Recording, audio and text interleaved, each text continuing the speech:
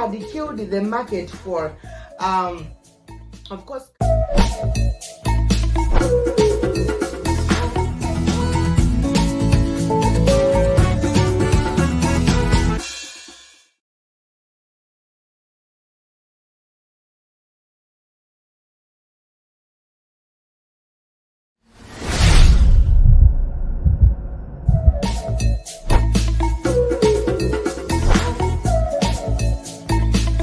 So now this had killed the market for, of course.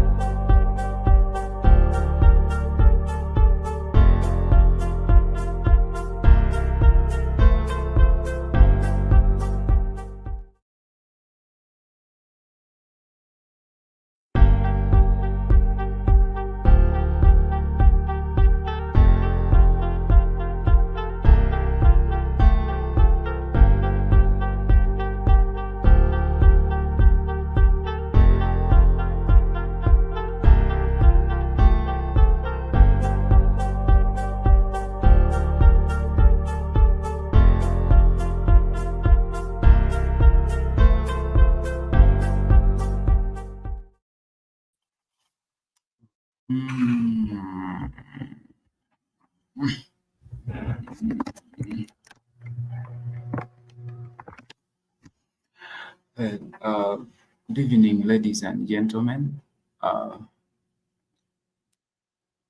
Those watching me here on Blackwood Fire Network. My name is INNOSSETU, and I'm broadcasting live from Kampala, Uganda. How are you, Joby? How are you doing? How is Kenya, Joby? How are you doing, guys, there? Yes, for me, I'm doing good, and I'm expecting Maria anytime. She told me she doesn't, where she is, she doesn't have electricity, but as electricity gets back, she's going to join me soon. You know, it's raining this side. I don't know with Kenya, Joby, you can tell me. I don't know what's happening with Kenya, but in Uganda, it's raining. Just actually here in Kampala, like electricity has just, of course, come back. But it has been off since morning because it has been raining since morning. So what's up with Kenya? Is it raining too, or things are good apart from Ruto? Joby, you can tell me what's happening in Kenya right about now. But of course, for those that are watching me from different, of course, platforms, that is Facebook, Blackwood Fire Radio Station, Twitter, Blackwood Fire Network 1, and of course YouTube, that is Blackwood Fire Network 2. Thank you for watching, and a good evening, if at all it's evening wherever you are, because here it is 23 minutes past 5 here in Uganda. It is evening time. Today's topic is about Ibrahim Traore, the president of Burkina Faso, and how, of course, he created a new country in Africa. So before coming to air, we had a lot of disagreement. Actually, we were arguing with Maria before coming to air that is it possible for Ibrahim Traore to create his own country in Africa? Yet, of course, the countries that we have were, of course, named and demarcated by the Wazungus. Yes, it is possible. It is possible. Ibrahim Traore is the current president of Burkina Faso, and has not, and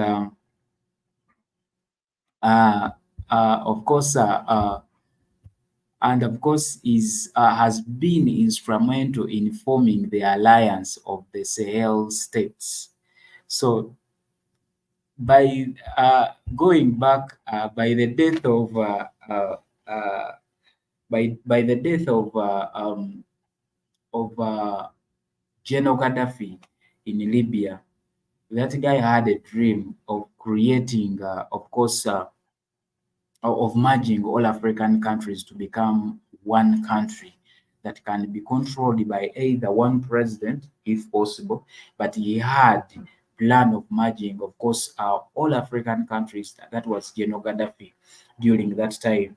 By the time he died in 2011, when he was, of course, assassinated by the NATO staff. So Ibrahim Traore and his friends, they are trying to create or to build or of course to expand and of course purify what of course General Gaddafi of course started.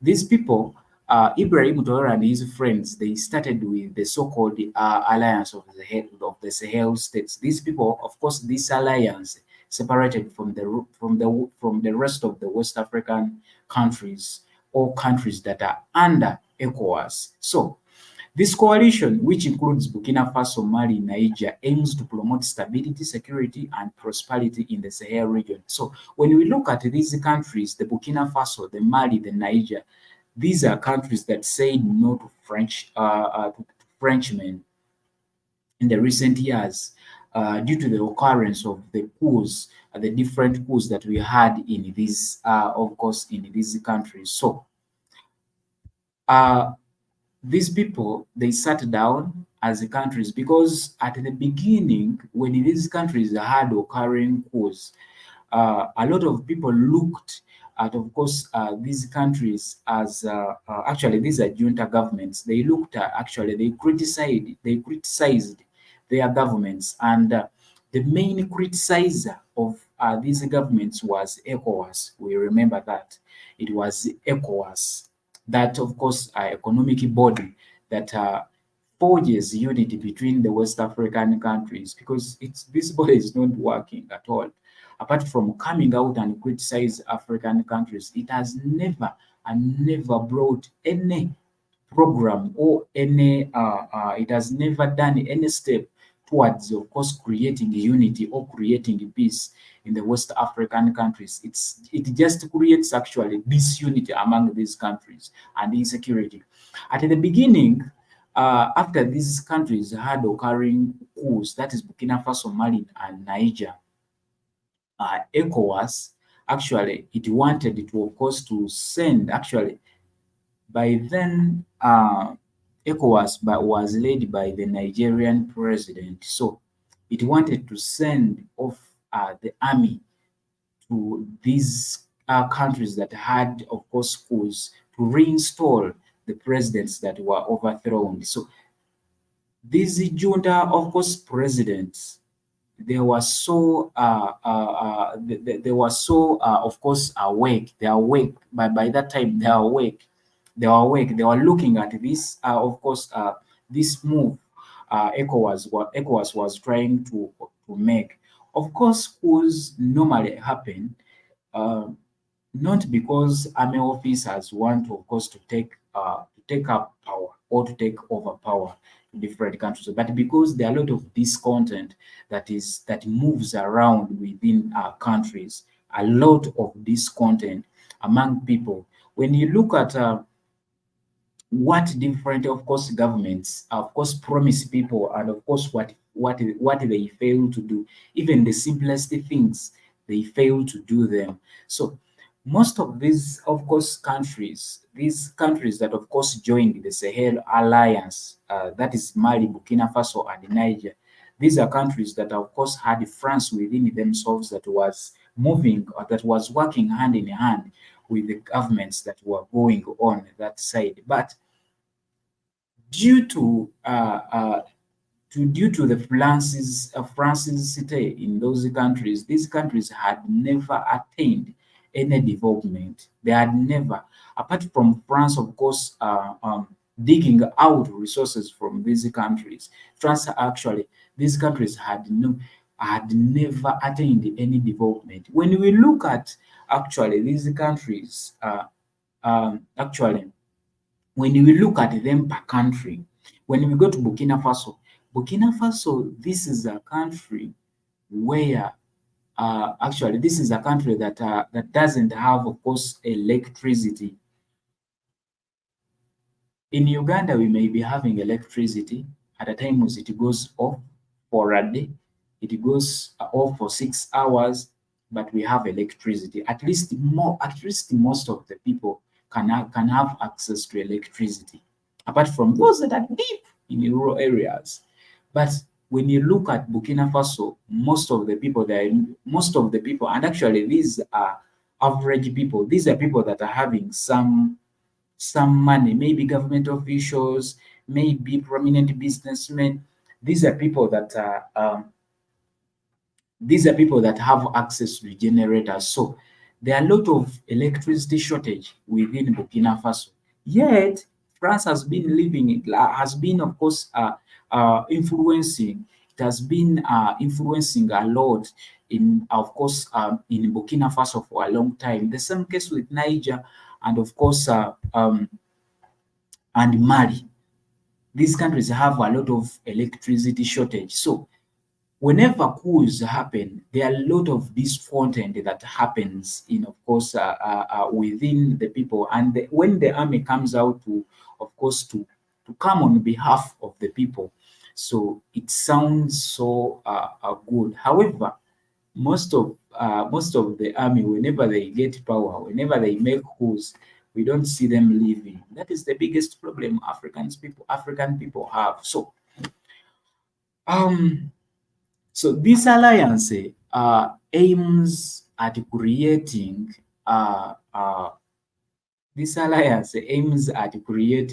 a of course, one country. So whatever that is going to go around within these countries, that is case in point Mali, Niger, and of course Burkina Faso. They are going to work as a one country. They are going to connect as one country. So Ibrahim Traore's, of course, move to create such, of course, to be, of course, instrumental in forming this alliance. Of course, it's going to, of course, to yield a lot of fruits. We expect a lot of fruits to come out of this so-called alliance, in the Sahel alliance that was created by these three, of course, states. So why do we come to say that, of course, this is a new country? It's because this alliance, the Mali, Burkina Faso, Niger, they are no longer in ECOWAS. They turned to the left. They are no longer in touch. They are no longer glued within with these, of course, these other ECOWAS member countries. So we see that this alliance is a significant step towards regional cooperation and addressing complex challenges faced by these countries, such as economic instability, climatic change, and tourism. We see most of the African countries, um, um, we know they are not getting in resources. However, much African countries have resources, but they don't directly get from these resources. But African countries, they have tried to get from tourism. At least tourism can't be, of course, corrupted around like it is with the resources. Because with the resources, a country like Russia will come to Burkina Faso, stays there for some good time in exchange for resources. China will come and construct road stuff, infrastructure in exchange for resources. But for tourism, there is no exchange for tourism apart from money, cash. There is no exchange for tourism. So the so-called, of course, the so-called new kind, of course, new alliance that is, of course, that was created, or that, of course, divided or separated from ECOWAS, the Sahel Alliance. This alliance, of course, aims at creating, of course, at promoting tourism within these countries because they have tourist sites. By the time, of course, France spend in these countries were not getting, of course, a favorable amount of money from tourism, apart from a few things. And these were French people that come from France, and these people they could actually explore, or they could visit this country with for free because France was in touch with them. So, uh, uh, so this is so, of course, significant, and this is, of course, this is a beautiful step, a beautiful step. If I may say, this is a beautiful step. Of course, the president of Burkina Faso, Mali, Niger, and of course, that they made towards this, towards the making of, towards the uniting of these countries to become a one country that can enjoy resources. Let me hope, of course, let me hope,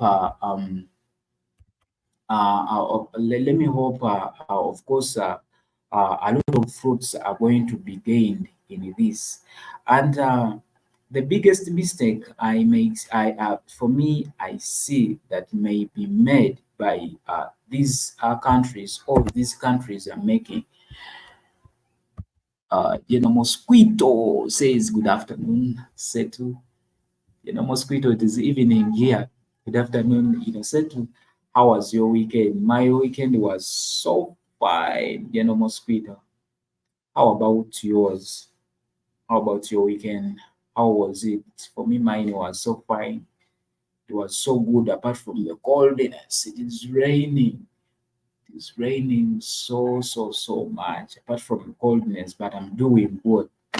My weekend was so fine, Mosquito, and thank you for coming through, uh, Mosquito.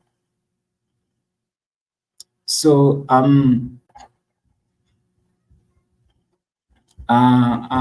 so when we look at, of course, challenges of ECOWAS as of course as an of as when we look at the challenges of ECOWAS as an organization that was, of course, put to combat, of course,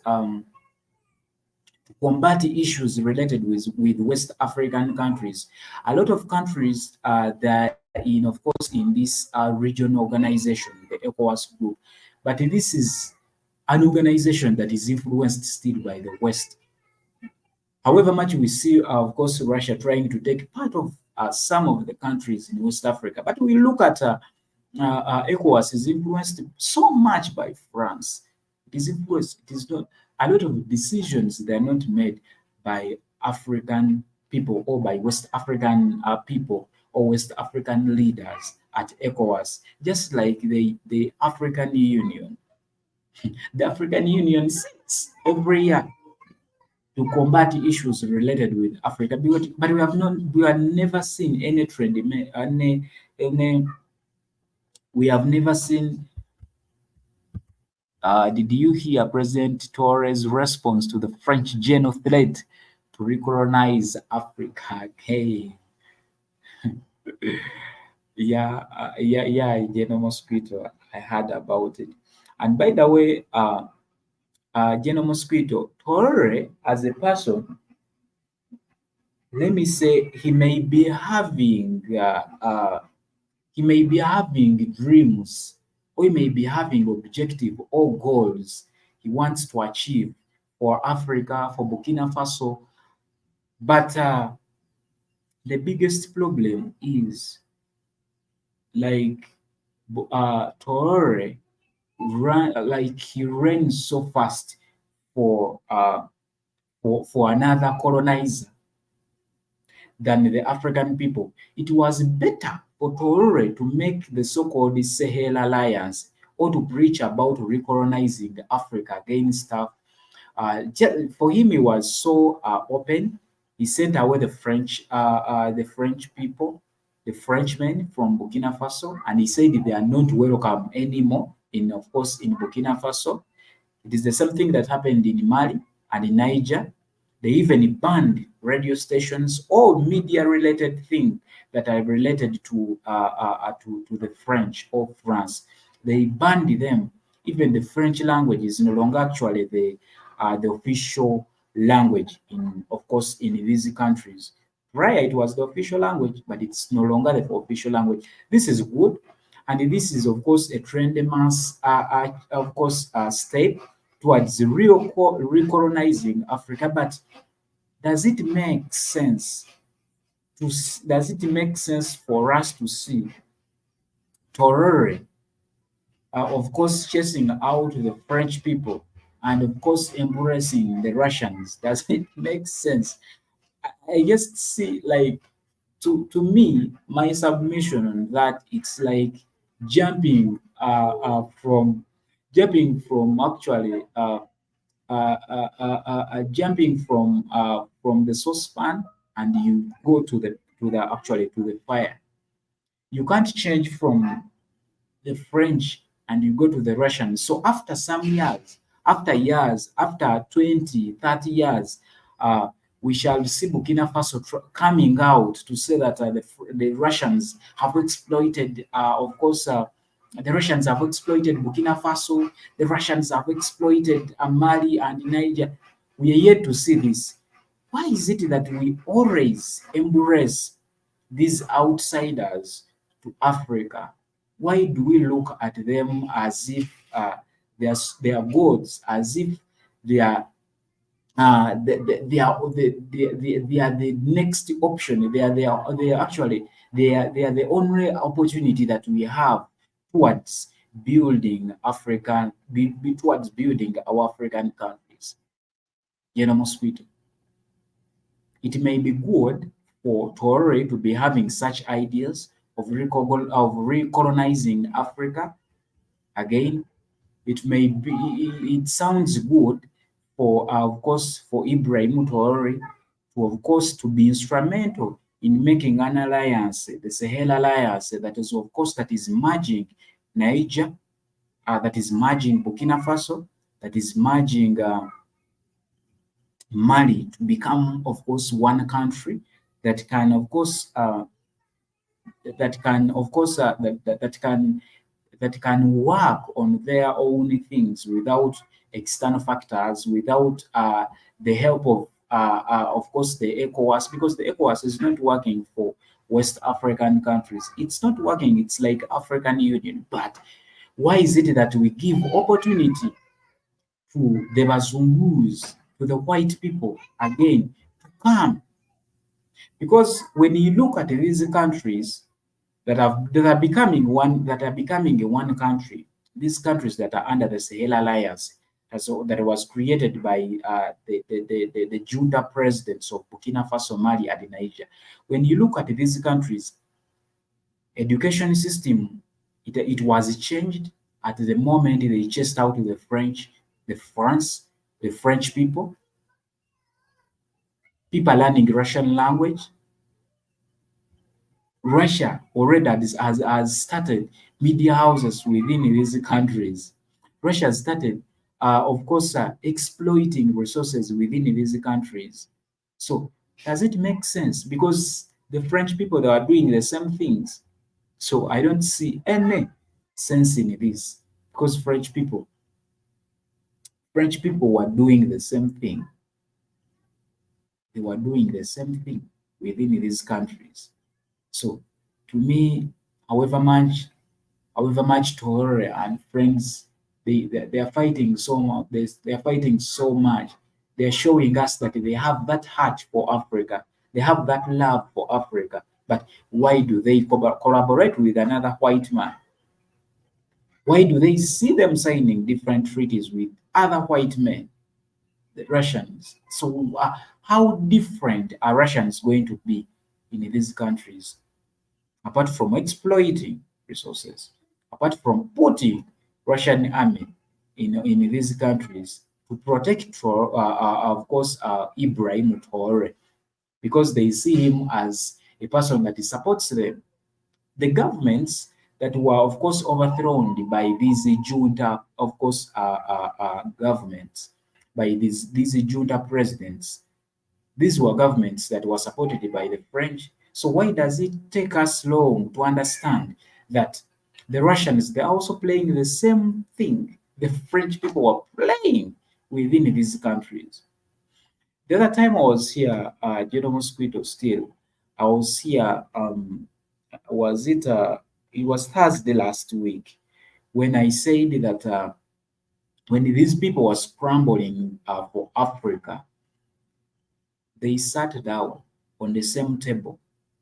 They even formed treaties, non-interference, non-intervention treaties, that the moment you see me in Uganda, I'm Britain, the moment you see me in Uganda, don't intervene. The moment you see my flag up, don't intervene. Don't even say anything. Just don't cross my land. That is my territory. So it is the same thing these people are still doing. They sit on the same table, they eat together, they even make phone calls. But when they come to African people, they think we are too stupid to understand the matrix that is going on with these people. That's why they play our minds now and then. But they actually, the things they do, they are the same things. So, General Mosquito, we are yet to see after some good time, after 20 years, after 30 years, if at all we will be living. Actually, if we are not living, our spirits will be seeing what will be going on. We shall see Burkina Faso coming out to say Russia has exploited Mali. Russia has exploited Burkina Faso. Russia has exploited Niger. The same countries will come out to, of course, to plead, to blame Russia. But it is a simple game that actually that we are missing. We are failing to understand how these people play their cards. Yet it's the same way that they play their cards here in Africa. So Burkina Faso and friends, as they as they made that, of course, that small circle, that small group, Burkina Faso and friends. To me, I say, to me, I see like they used too much speed to embrace white people again, to embrace Russians. It was too much speed. They had to relax for at least 2 years without actually without allowing any interference or any influence from external factors or from any European country or from any of course, Western, of course, country. They had to rest for 2 years without allowing any interference as they see how things move. Yes, they have been seeing and they don't need explanation about their countries. They know what's going on within their countries. But they had to relax. France had exploited these countries to the extreme. They had to relax without embracing any European, of course, any West or any Western country within their countries. But this speed that, of course, these countries used, it may result into problems. It may result into problems because when you look at these are countries that are still going through a lot still. All West African countries, they are going through a lot. Yes, we talk about Congo having very many rebel groups, war stuff, but West African countries, they have those traditional rebels, militant groups, the Islamist groups that are causing insurgencies in these countries. So why is it that the so-called France, the so-called Russia, they are not fighting these so-called Islamist groups? They are not fighting them. For them, they are focusing on minerals. For them, they are focusing on how they are going to profitize They are focusing on how they are going to make profits out of Mali, Niger, and their friends. How they are going to make profits out of the entire system, out of the entire process of being in these countries. Yeah, merging and joining, it is actually it is a good step. That is, of course, that is a good example to other African countries. If at all we can look at this, at of course Ibrahim Traore and friends, what they have done in the western part of Africa, it is a good plan. It is a good step that is example, that is acting as a good example which other African countries can copy and paste in their, of course, political systems. But why is it that we put white people within our politics? Why can't we learn from what these people have done? So it is, at times I say, it is we who enslave ourselves from these people, because there is no way Russia can support you without a condition. There is no Muzungu, mosquito. There is no Muzungu that can support you without a condition. Now that we see that Russia is supporting these countries, Russia now is constructing nuclear plants within these countries because there is a condition. If at all we support you, we give you the security that you want. If at all we, actually, they even say that we put you in power. So we are on the mercy of these people. Why do we be on the mercy of the non-Africans? When will Africa be free? When will be Africa be working on its issues by its own people? And that's how, of course, African presidents, African leaders mess up and they end up selling out Africans, because Ibrahim Traore as a person is not working on himself. Is whatever he's doing in the government, it's not by himself. It is by the Russian government. It is by the mercy of the Russians or Putin stuff. It is by the mercy of Putin. So if at all we are seeing, of course, this happening, these countries merging, these countries exposing the failures, weaknesses of the ECOWAS, and they say we no longer want to be part of ECOWAS. Let me hope this alliance that, of course, separated, or these countries that separated them from the rest of West, of course, Africa. Let me hope the alliance they made is not going to make the same mistakes ECOWAS is doing now. I said at the beginning, ECOWAS is so much influenced by the French. When we look at all the policies within the ECOWAS, they are French made. When you look at all the presidents that have been leading ECOWAS, they're just puppet presidents. They're not working for these countries. They're not even putting anything to merge these countries, at least, apart from asking for a subscription, for a yearly subscription from this country, because there is a certain subscription they have to pay whenever they sit as countries, as members of ECOWAS. So if at all ECOWAS was working for real, we couldn't be seeing, actually, even let them be course, because they could actually, ECOWAS could be acting as a watchdog for these to these, of course, African leaders in the western part of Africa. But ECOWAS is not working. A lot of political instabilities that in West Africa. ECOWAS has not done anything. It is just sitting and keeping quiet. It is not putting any effort towards, of course, combating political instabilities in the western part of Africa. That's why we see that in the recent years, West Africa had occurring wars. It's because of the weaknesses of the ECOWAS. Weaknesses of the ECOWAS. The weaknesses of the ECOWAS, failing to combat insurgencies in these countries, failing to bring the African people together, failing to bring West Africans together as as a region. So ECOWAS, let me hope these people, they are not going to make the same mistakes, like I said, ECOWAS made in the western part of Africa.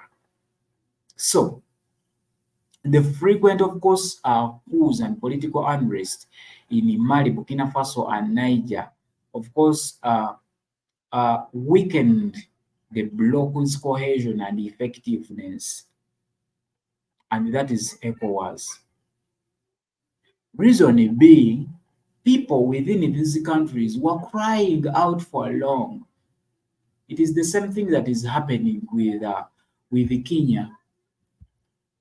It is until Kenyan people woke up and started fighting and started, of course, and started showing their, of course, grievances towards the government of President Ruto. Then the people in East Africa realized that Kenyans were going through a lot. People are going through a lot. African people are going through a lot. But why is it that we see that, like when we look at East Africa, this is, of course, a region that is having the East African community. Let me show you how these, of course, the so-called region organizations, they are not working. They don't question. They are not watchdogs for the governments in Africa. Now, what is the essence for the creation of these, of course, region organizations who can't calm down situations in Africa, who can't question how things move in different governments, of course, in respective regions, wherever they are. Now, let's look at East African community. East African community, this, of course, this is an organization that was created in 1967 in East Africa to combat issues within East Africa. That is the East African community. It has had different presidents, actually. Even the president of Uganda has ever been a president of the East African community. But when we look at the East African community being created in 1967, East Africa has been, of course, had instabilities. East Africa once had worst presidents between that year of creation in 1967 up to date in 2024. But these, of course, regional organizations, they don't question governments. So what is the essence for these organizations? They say that they combat peace stuff, economic what stuff, but we have seen economic strifes. We have seen economic crisis within, of course, different countries. We have seen conflicts within, border conflicts within the countries. So what is the essence of these organizations? These, of course, regional organizations, the East African Committee, the ECOWAS, there is also the SADC. I even forgot the name of that organization that is, of course, that is taking the South African countries, the SADC staff. So what is the essence for the creation of this? Besides that, what is the use of the African Union?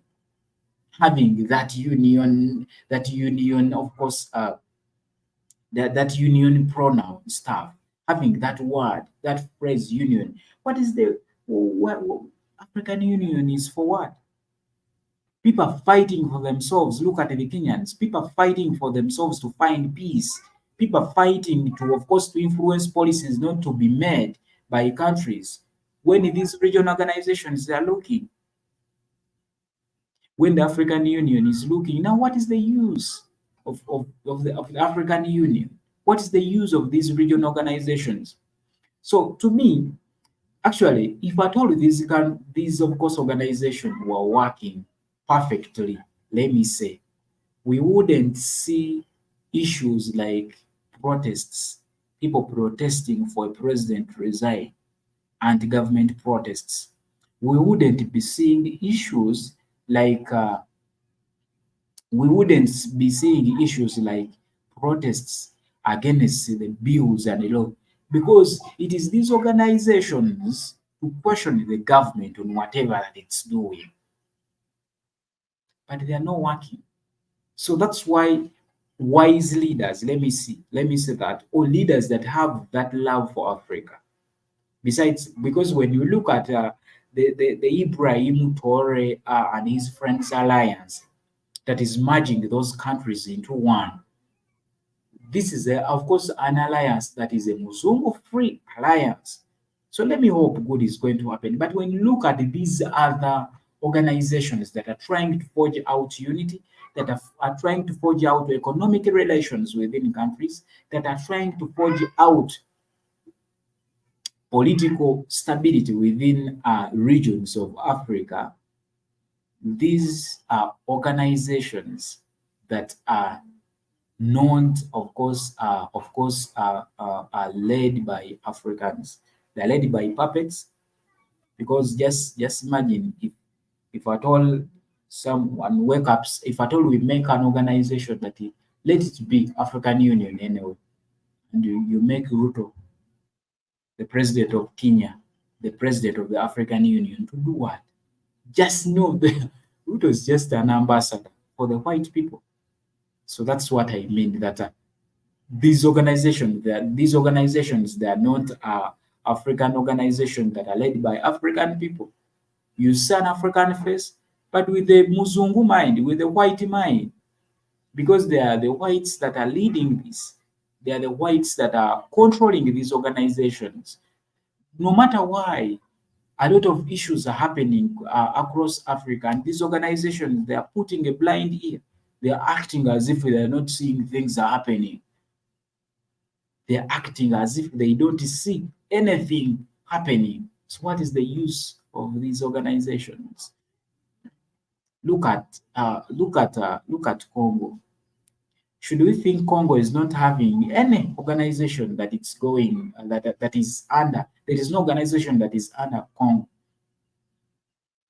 African Union. It is to unite all African countries.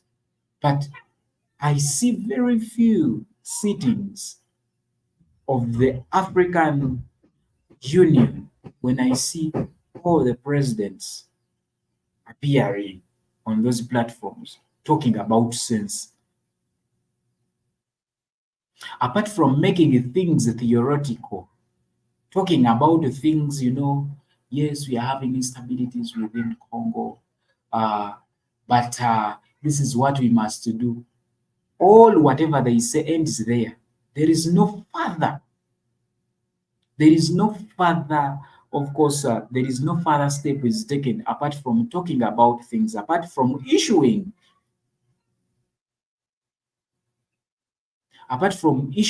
out things that are just destroying Africa. I used to follow the Facebook page, actually, and the Twitter page of the African Union. But I was like, at a time I used to ask myself, is this a healthy page stuff, like the African healthy page stuff? Because this is a page that used to post, of course, vaccination stuff, of course, vaccination programs across Africa. This is a page that would announce new diseases happening in Africa before even we see them. That is the African Union stuff. Apart from bringing out articles that can merge African countries, articles that can bring out the idea of unity within African people, but it is posting things related to vaccination of hepatitis type B, vaccination of malaria across Africa. Today, the program is in Uganda, and of course, all Ugandan people, you have to be aware, and of course, don't reject vaccination. I don't see sensible things being posted on this page. When we go to ECOWAS, apart from exposing the junta governments, and that is Burkina Faso, Mali, Niger, apart from exposing them, apart from fighting them apart from fighting those presidents to take back power to the previous presidents that were allies of the French, I've not seen any sense that was published by the ECOWAS. I've not seen any.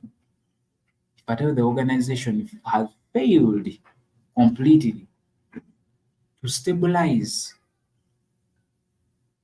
West African countries, to bring West African countries together. You have nothing to tell me. You have nothing to tell me.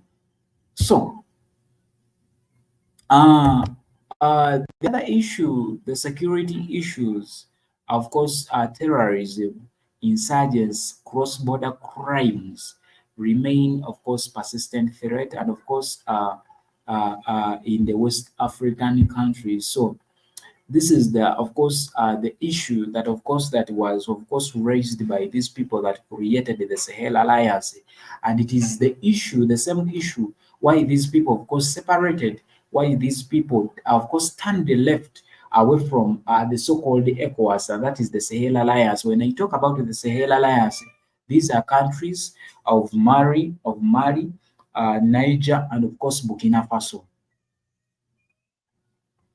When I talk about the Sahel Alliance, these people created their own country within West Africa.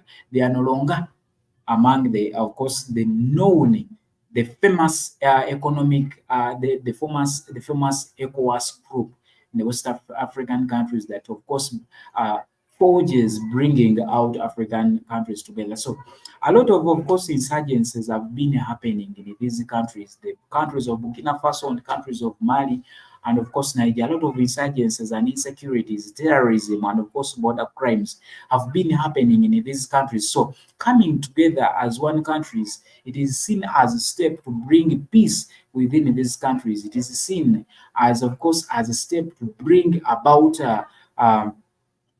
of course, relatively, of course, harmony within these countries. So a lot has been, of course, discussed among these countries. They even have that plan of constructing, of course, infrastructure that cuts across these countries that is free. So today, it is very, it is actually, someone doesn't need a passport. Someone doesn't need too much documents to cross over through Mali if it's from Burkina Faso to Mali and Niger. It is very easy. So movement is very easy within these, of course, countries. So imagine there are a lot of course, there are a lot of there are a lot of there are a lot of fruits that can be gained in countries, or all African countries becoming one country. There are a lot of things that we can, of course, that we can combat politically, socially, and of course, economically. When we look at the political structure, if at all African countries can come together and become one country, and become actually, if at all we can become together, I think we can handle our issues. If there is any issue that is a political issue, let it be an insurgency or stuff, it is very easy to organize and, of course, combat the issue in a certain region or in a certain society or in a certain community. It's very easy. But whenever we are separated, whenever we are divided, and the worst part of it is, if at all we have fake organizations that are preaching about unity, fake organizations that are preaching about coming together, now things become extremely, extremely, and extremely worse. Things become extremely worse. All right. So the other issue, of course, that is expected, of course, to come out when we look at the economic disparities, of course, the economic inequalities among the member states. When we look at most of the West African countries, not even West African countries, there are a lot of economic disparities within Africa. A lot of economic disparities among, when you look at countries, among people, that countries, despite of like the other side, I said the other time I said that despite of being on a rich continent, but there are a lot of economic disparities among countries, people, despite of what we are having that can make us rich, that can make us earn at the times, but there are a lot of economic disparities among countries. So if countries can merge, if countries can become, of course, one countries, if at all countries can, if at all we can see one Africa coming out, we are yet to combat issues of economic disparities. And it is the same, of course, case that is with these countries that, of course, divided themselves away from ECOWAS. Because ECOWAS has been preaching about the regional, the economic regional relations within countries, but we have seen countries in the western part of Africa where, of course, countries that can't trade with each other. We know countries that within the West African community that can't trade with each other. Yet different goods can be, of course, are produced in different countries. So things that can be produced here in Uganda. However much African countries, there is something that we have in common in Africa. However, there are certain things that are produced in Uganda locally. We look at food stuff when they're not when they can't be produced in Kenya. So relations, economic relations, they are very important for a country to grow. And then actually, it doesn't end with economic relations. It also brings about bond within and among people. It brings bond.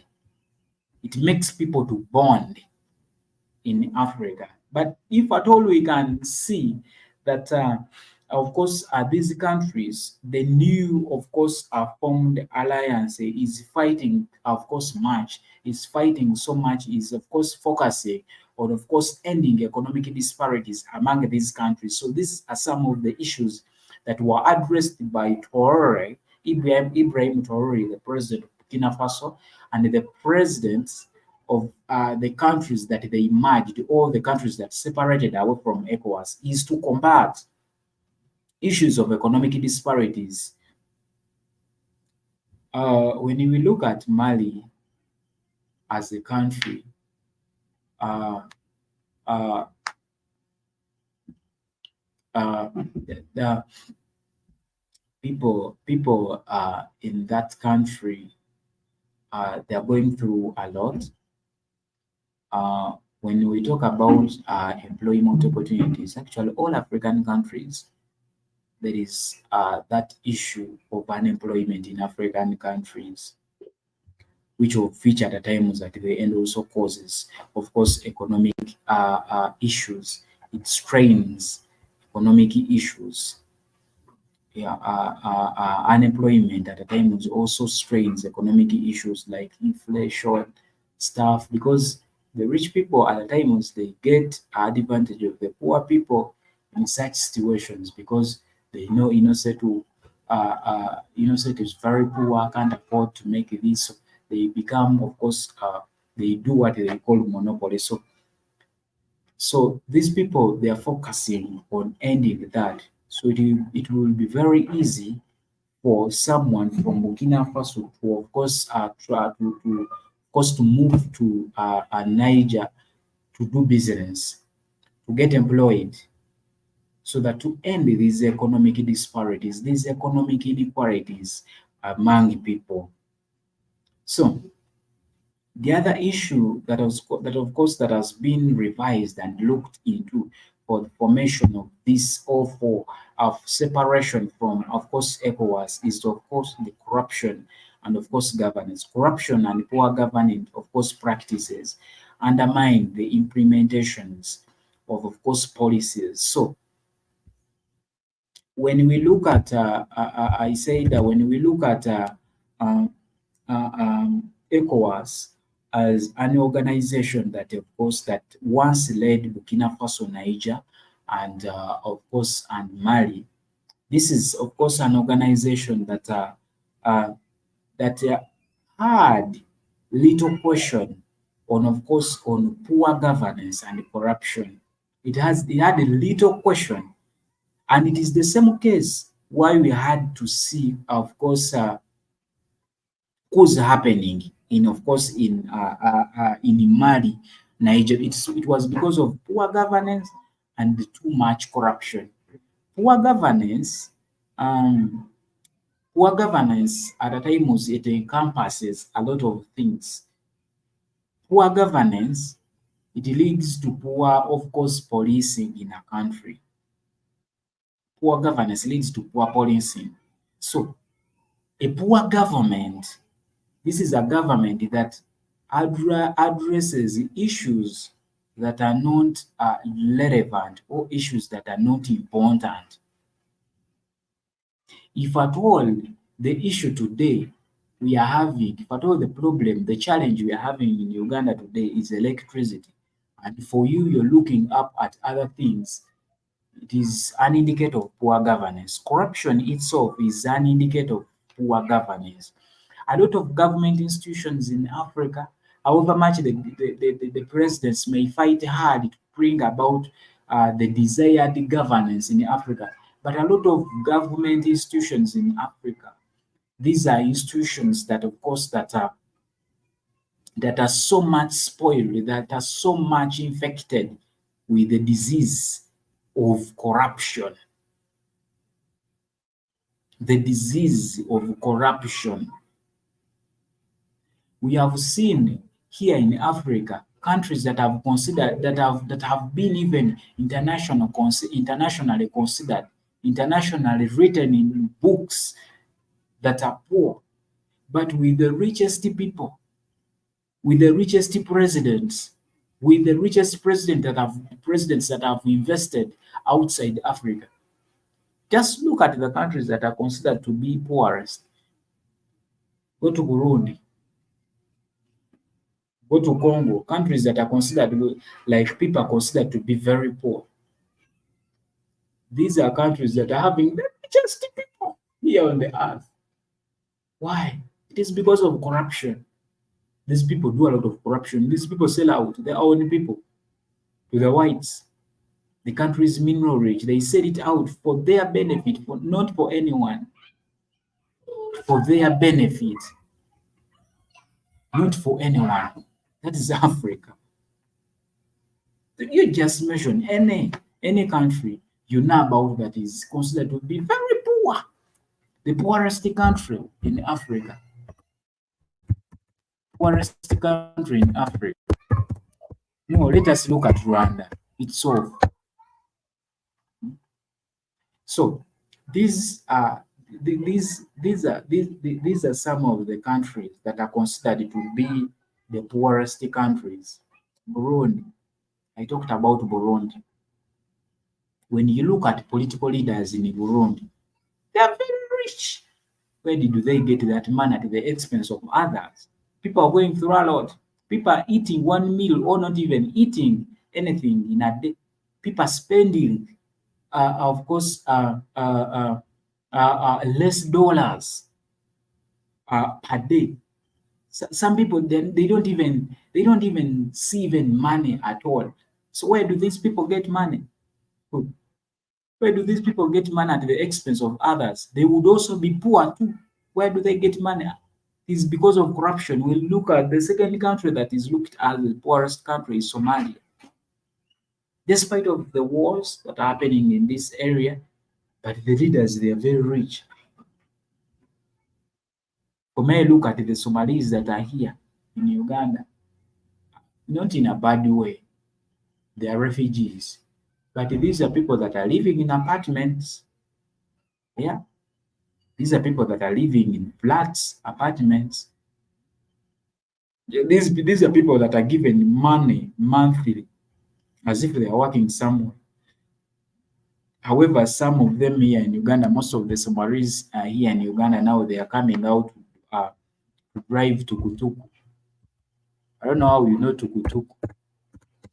Tukutuku. The tukutuku, it's like a border. It's like a border that kind of a motorcycle. Actually, it is a tricycle. Yeah, this is the tukutuku. This is the tukutuku. Let me try to share. This is the many many Somalis here in Uganda now. They brought this business of tukutuku. Many of them now they ride that tukutuku. Most of the Somalis here in Uganda they ride that thing to earn a living. But most of them they are given money. They are given money monthly. Not even all of them, they are given money monthly. So these are countries that are considered to be very poor. They are considered, but with the richest people, be like the government officials, they are having something in their wallets. Their kids, they're going, of course, to expensive schools. Their kids, they're studying outside Africa. The other countries, the Central African Republic, just Google the presidents of these countries, government officials, make an audit about the presidents in these countries, government officials. These are people that are living luxurious life. You can't live a luxurious life if you're not having something in the wallet. But how does that something goes into your wallet? It is through corruption. They are making endless deals selling out Africans. They're making endless deals. The other country is Sierra Leone. Is also considered to be very poor. Just Google their leaders. They have an estimated, of course, riches, uncountable riches in different countries. They're investing across the world in case things anyway turn out to be worse. Southern Sudan. Southern Sudan is another country that is considered to be very poor. Look at Salva Kiir. Look at the presidents, because things in Southern Sudan they are different. Governance is shared among two people. The vice president has powers and the president has powers in Southern Sudan. So the president has his own army and the vice president has his own army. That is how South Sudan survive. But look at these people. Southern Sudan is a mineral-rich country. Where do that gold go? Where does that gold go? This is a country that collaborates with USA. Where do these people get those links? How do they connect with those people? Those presidents are rich. They're driving expensive cars. They are living in mansions. Their kids are living a desired life, a life of their dream. It's because of the corruption these people do. A lot of corruption among African countries. So, uh, of course, that's why, of course, Ibrahim Traore, and of course, and his friends, let me say, and his friends in struggle, they came out and said, no, we no longer want ECOWAS to put any influence on us because it is fake, it is corrupted, it can't do anything. Rather, you have to pay a subscription whenever you see it, whenever it supports someone. Why is it that at the beginning, actually, after these, of course, countries had coups, because Mali, Niger, and Burkina Faso, France, of course, had lived in these countries for a long time, Why is it that immediately after the coups, ECOWAS stood up and raised its head like a reptile, a lizard, like a lizard? ECOWAS raised its head like a lizard and said, no, we are going to fight you back. We are giving you a few days to take back power to the people that you overthrown. That's what ECOWAS did. It's because ECOWAS is a French-led organization. It is not a West African-led organization. It is a French-led organization. because these people were fighting French governments in Africa. They were fighting French-led governments in Africa. The coups that happened within these countries, they were fighting the French-led governments. So that's why actually the ECOWAS, by that time it was President Tinubu, I remember, who was the president of ECOWAS. He came out and said, Burkina Faso, Niger, Mali, we are giving you few days to take back power to the president, to the incumbent president of Mali, Burkina Faso, and of course Niger. We are giving you few days. A lot of issues are happening. They even actually they even are trying to put out sanctions on these countries. They put out sanctions. We are not going to trade anymore. There is no more country in West Africa that is going to trade with you guys. There is no more country is going to trade with you guys due to the fact that you made coups in your countries and we no longer see any government in this country. So we are not going to trade with you. They put a lot of sanctions, economic embargoes to make these countries poor and withdraw from what they had decided.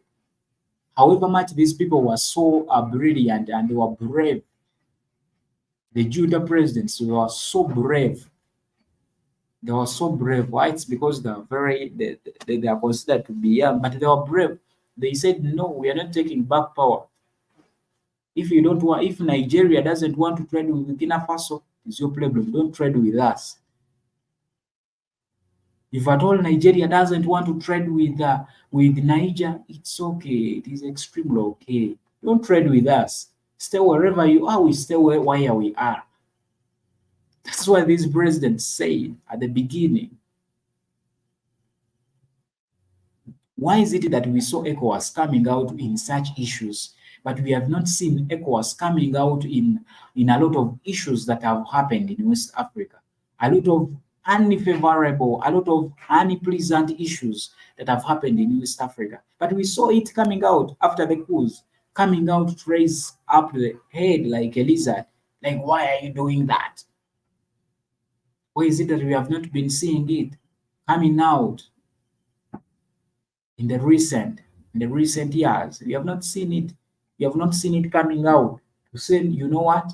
We're having the issue of insurgencies. We're having the issue of insecurity, political instability in West Africa. So let's fight so hard. Let's bring out a joint army so that we can fight this issue to nil. We have not seen that. We have not seen ECOWAS questioning these so-called French-led governments. We have not seen it actually even questioning the French. Like, why are you exploiting West African countries at the expense of bringing or actually creating any economic development in these countries, apart from creating your own propaganda through the media, creating your media houses, and exploiting resources in these countries? We don't see these organizations coming out and question. But when it comes, like, they don't support the person that has come to power, now they come out to question, they come out to create embargoes, economic embargoes. So this decision is of these countries, of course, turning the left, saying, we don't want ECOWAS in our issues. We don't want to see you. Of course, we don't want to trade with you. We don't want to see you in our issues. Actually, the African people would be not having any problem, but the leaders, they are the problem. Someone who may be having a desire to travel from Nigeria to Burkina Faso, but look at the presidents, look at the leaders. The people could be actually neutral in these issues, but the leaders, they are creating situations. Leaders are toughening things for people. Leaders are creating things to be very hard for African people because of their decisions that they make. Because of the decisions that they make that satisfy their masters, that satisfy their bosses outside Africa. Because their bosses, they are not here. They're working for different bosses outside Africa. So a lot of issues that, of course, these countries that are yet to combat. I say that I talked about the financial constraints, the limited financial resources, of course, poor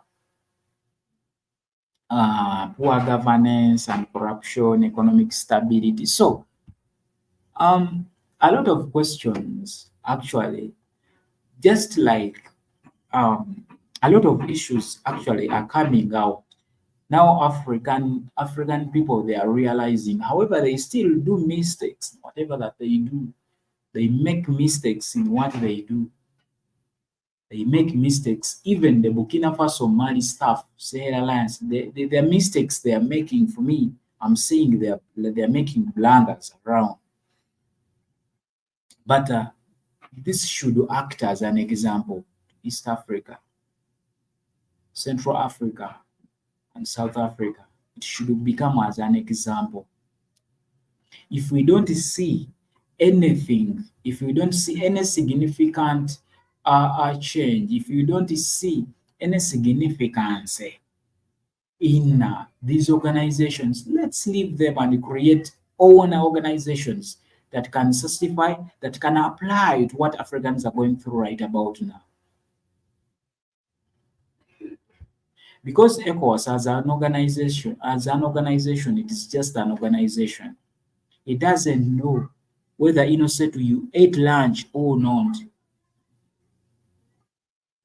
ECOWAS as an organization will never know that there are high taxes, that I'm overtaxed on food. ECOWAS will never know that I sleep outside or not. ECOWAS will never and never understand that people are taking in water or not. ECOWAS will never and never get to know that different countries, their people have been killed by insurgencies that have been created, that are being supported by the Western people, of which ECOWAS is supporting. ECOWAS will not understand this. So it's we Africans, of course, to wake up on our own. It is we to wake up on our own. It is we to create, to make our ends meet on our own self. No one is going to wake up for us. No organization is going to wake up for us as Africans. Look at the African Union. Over it is for what reason? The African Union, over is for what reason? Apart from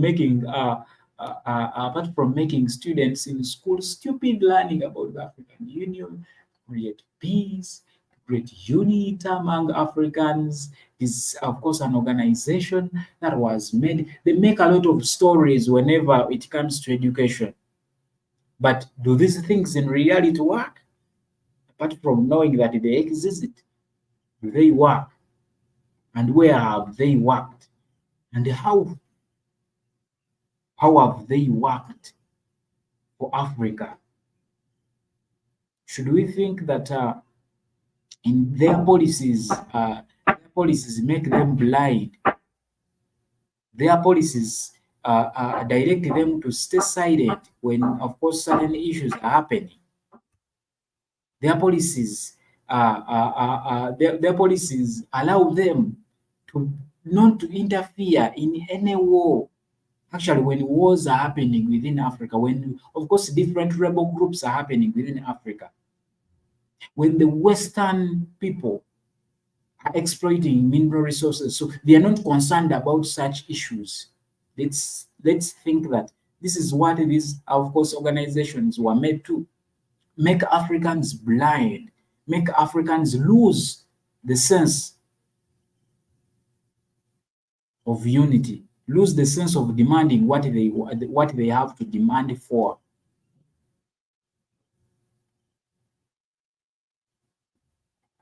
Waking up in Africa is needed. we have and we need to wake up in whatever that we do. We need to wake up, and a supercharger wake up.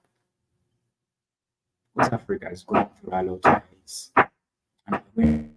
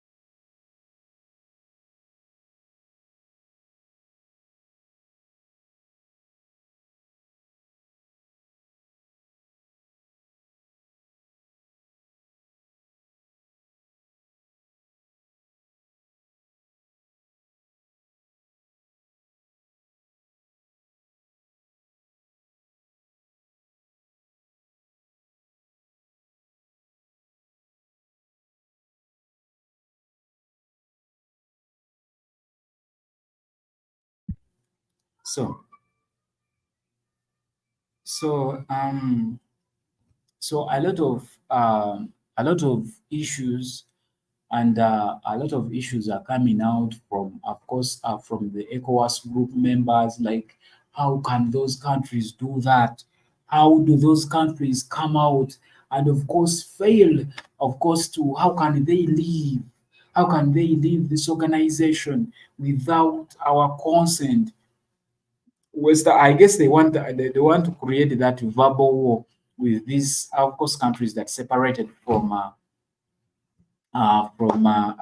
these countries that separated from the ECOWAS, Burkina Faso, and the other countries. Now they're coming out and say, how can those countries come out and separate from us? How can they do that when it is not consented? You have to sign. There are certain issues you have to sign, unless when we can no longer consider them as West African countries. So it is the same reason why in today's topic we say Ibrahim, Traore, and friends create a new country, because if you're not in ECOWAS, this is how ECOWAS was designed. If you're not in ECOWAS, if you're not a member state of ECOWAS, you're not a West African country. Who said a West African country? Who said that?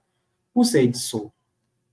So that's why these people came out and they said, for us, we are creating our own country. This is a different country. This is not in West Africa. Because every West African country has to be in ECOWAS.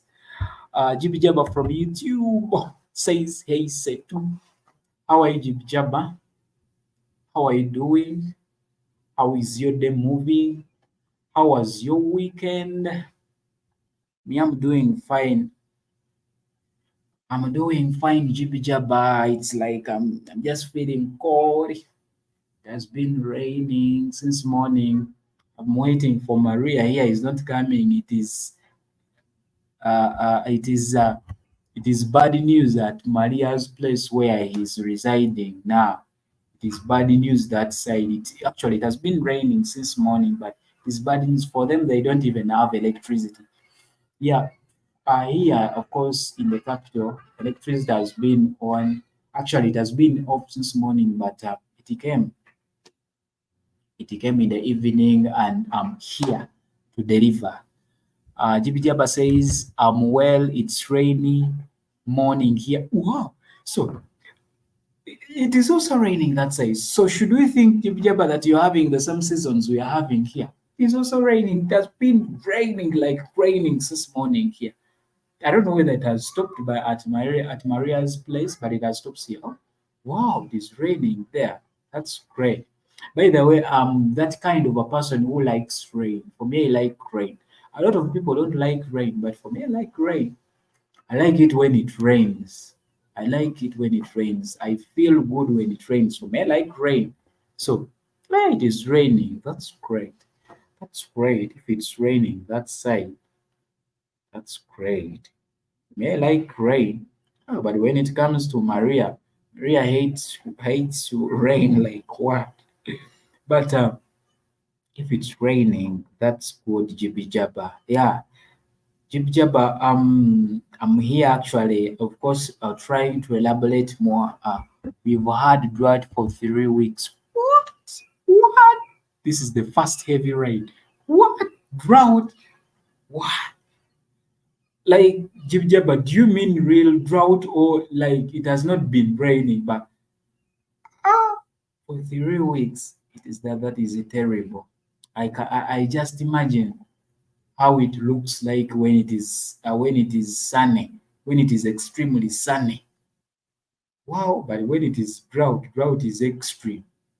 It is of course. I look at it in two different phases, like too much heat, extremely too much heat. Actually, hot nights and days. When it is extremely sunny, when it comes to night, you have to cry. Roads are brown. Ooh, Jabba. Whoa, whoa, whoa, whoa, whoa, whoa, whoa, whoa, whoa, whoa. I guess you guys, you have not been sleeping.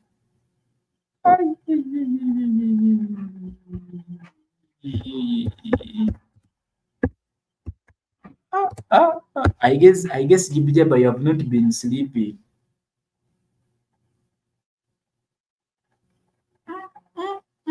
So the roads are now covered with water, flood stuff, or they have been brown because of the drought that you have been having. Vegetable crops are ate stunted. Hmm. Vegetable crops ate of course stunted. Hmm. And of course, Jibba.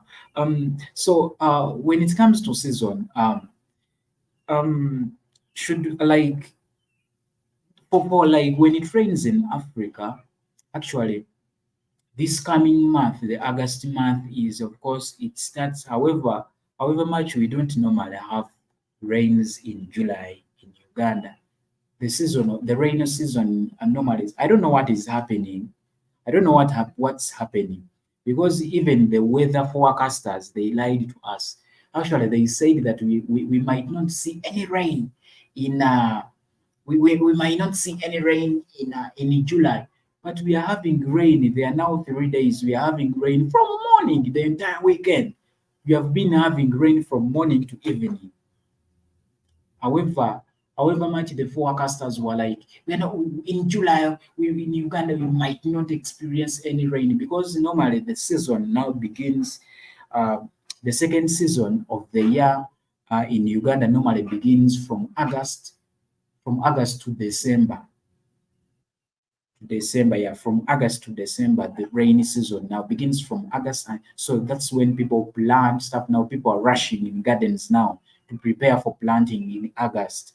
So, Jibijaba, this is where I want to stand and ask you now that side. So, if it rains like this, now do people go in gardens and do gardening stuff? Is it a season for planting, or just rain? It's just raining, like it's just raining. Japa says that the ground will soak it up. Summertime here. Oh, summertime, summertime.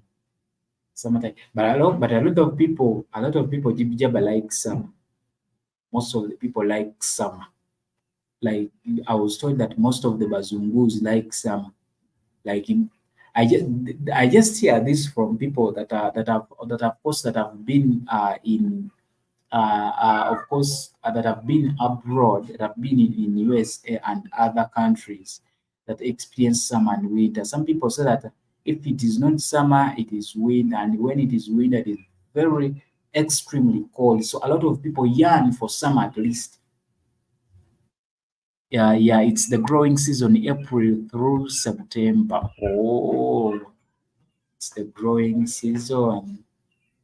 Oh, that's great. It is the growing season. Yeah. So it is just similar to our seasons.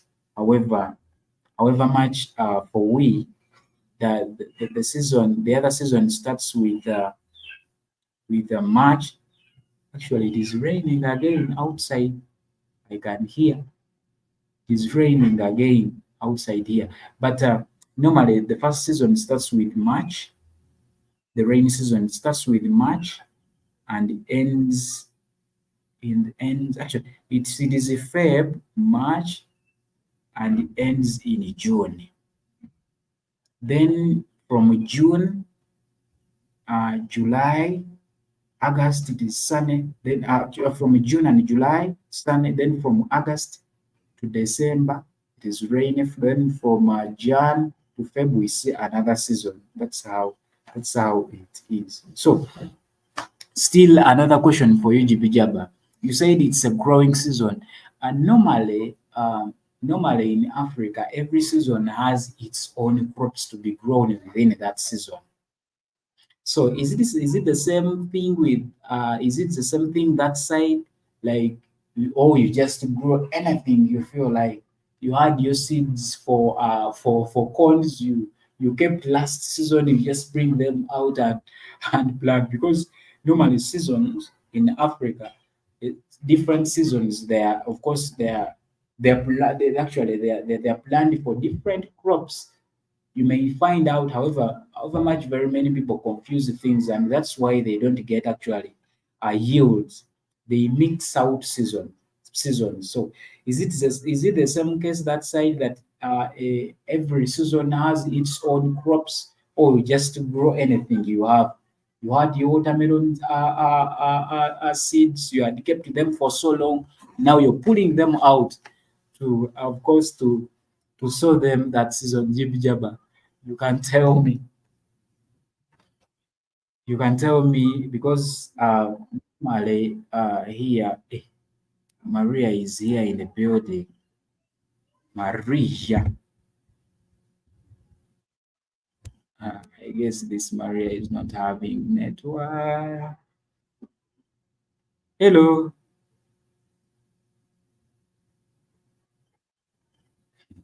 Maria is taking long to connect.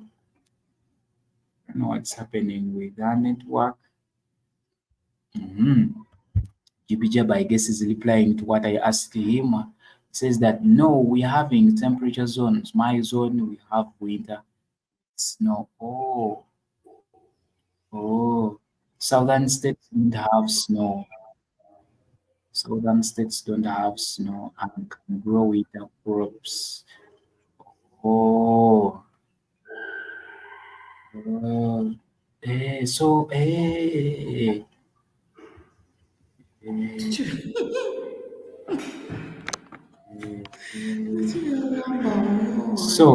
so Jibijaba, what you're trying to mean, there are crops that are specified for winter, and there are crops that are, of course, specified for snow.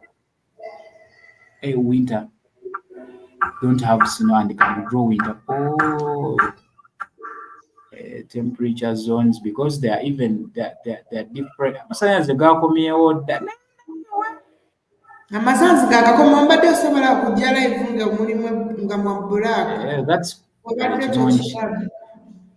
So Jibjaba, so actually there are certain crops that grow under different, of course, temperatures. I can see Maria coming through. Maria, how are you? I'm fine. How are you? I'm fine. How are You're you? fine. I'm doing good. How is that side? Very cold.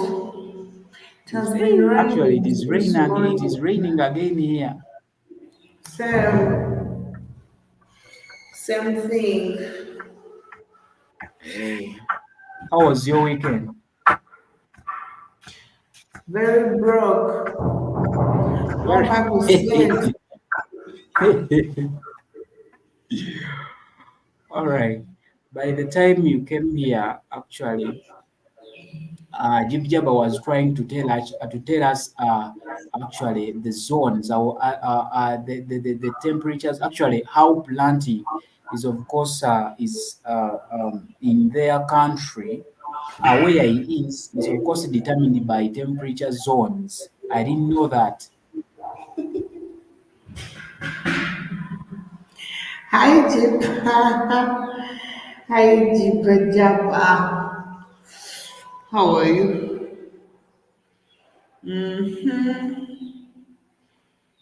It's so cold here today.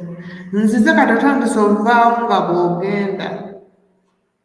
Sewulira sewulira bulungi yogera. Nze sirina na ddata. Taddeko ddata oba wa 12.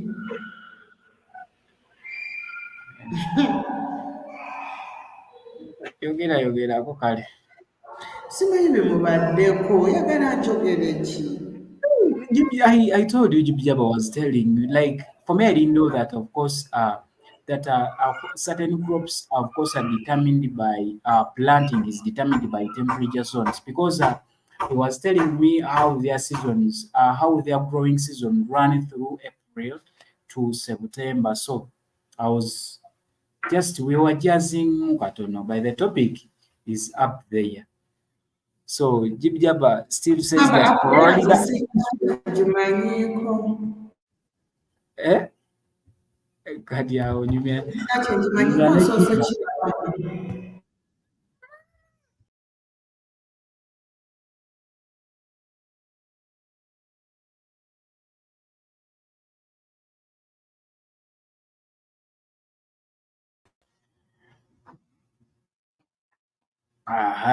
Jibjaba says that Florida is warm all winter. My state, Pennsylvania, gets cold and snowy in winter. Oh, Jibjaba. But Jibjaba, how do you guys survive in snow and wind? How do you guys survive? How do you guys survive in winter and snow? Most especially snow. For me, I like rain. I like rain, but I like rain like that rainy season when it comes to rain. But when it comes to snow, I'm saying, I just imagine how, of course, a snow-like country looks like. I just imagine how a snow-like country. How do people survive in snow by the way? Wear long underwear. Wear long underwear. And doesn't this snow, of course, doesn't this snow and the beanie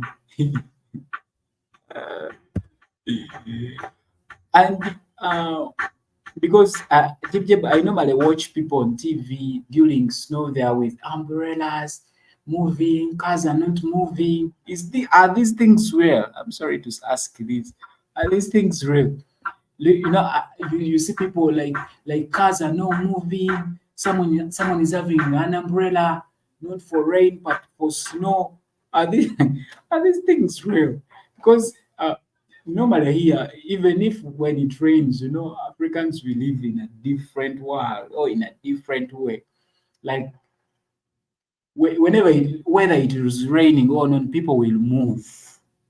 You'll find people on the way moving, whether they have umbrellas on, but they will move. So just imagine that that's no life.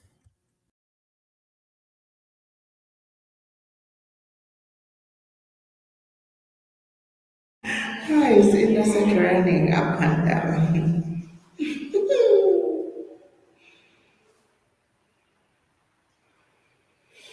I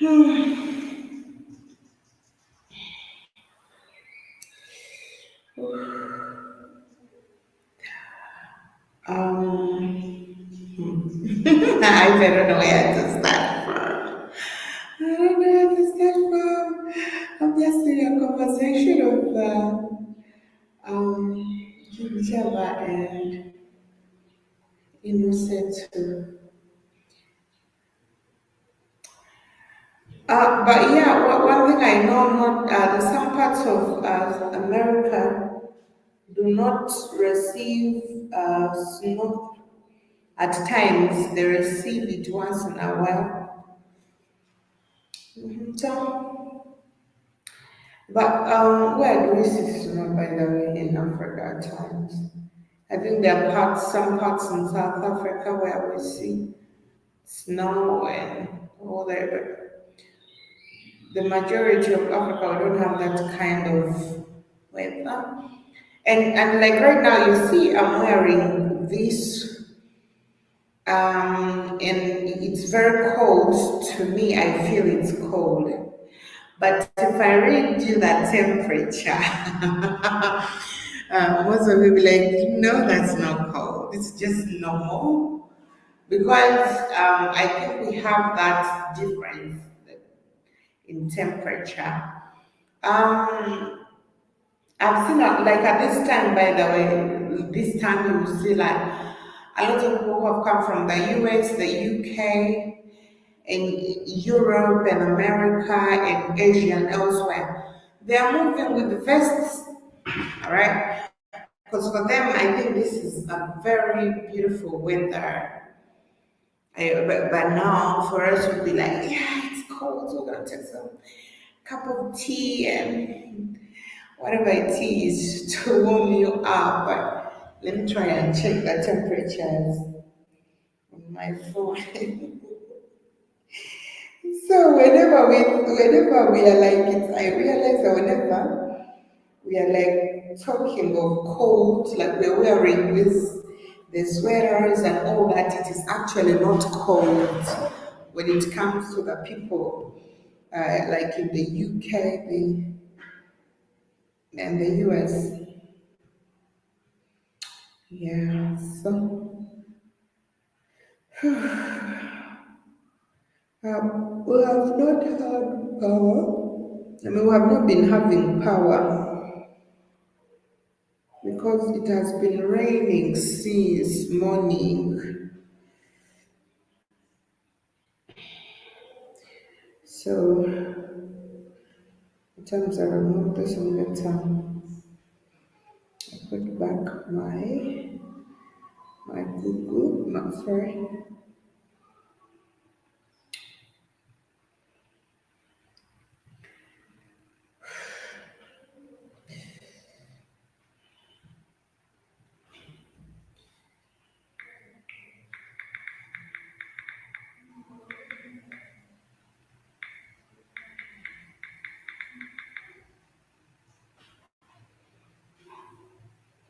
So the temperature is 22 degrees.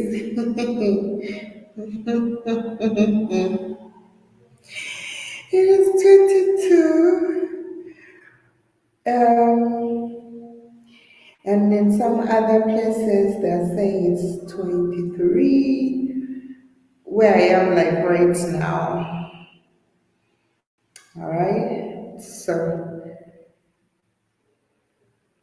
and some others it's going up to 78. So you can see it's not all that cold and threatening, but everyone be wearing sweaters, people be taking hot tea, hot coffee, some hot food, and all that. If you have to move out, you see people wearing their gum boots.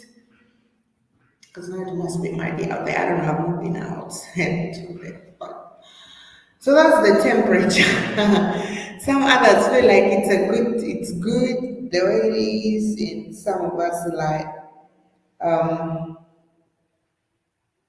no. So you can see the difference that we have, and even when it comes to hot temperatures, the temperatures are also different. All right, we always don't have those high hot temperatures like the ones we see trying to burn up places where people are supposed to be moving naked. You feel like you cannot put on. I guess this is why some people be going naked. And then you find a lot of Africans also trying to cope. They're trying to imitate the styles and they don't know. And someone is wearing naked in a very cold weather. They don't know sometimes it is burning like hell out there, where some of even don't like wearing, clothes on your body because of the heat. I don't know. You never say it's crazy. I don't know, but some people do. One thing I don't understand about the people in the Arab countries is when they wear, it is always extremely hot and dry. Thank you.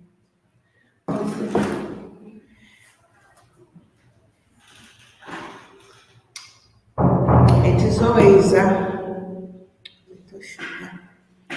it's always extremely hot and dry, and they be wearing a lot of heavy clothes. But one thing I know, I think they don't wear underwear.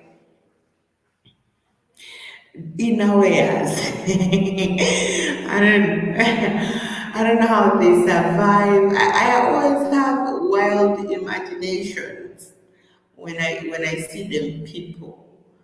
I'm like, how do you survive like this? But I also like their houses are filled with air condition and all that. So the only time you're gonna have some peace is when you enter a building. Is when you enter a building, probably go in a store or your own house. But when you're out, and you enter the car and you put the AC, but when you are out, it is terrible, extremely terrible. And at times I wonder how they manage. You see, they wrap their heads. The women be covering everywhere with black, like really black absorbs heat.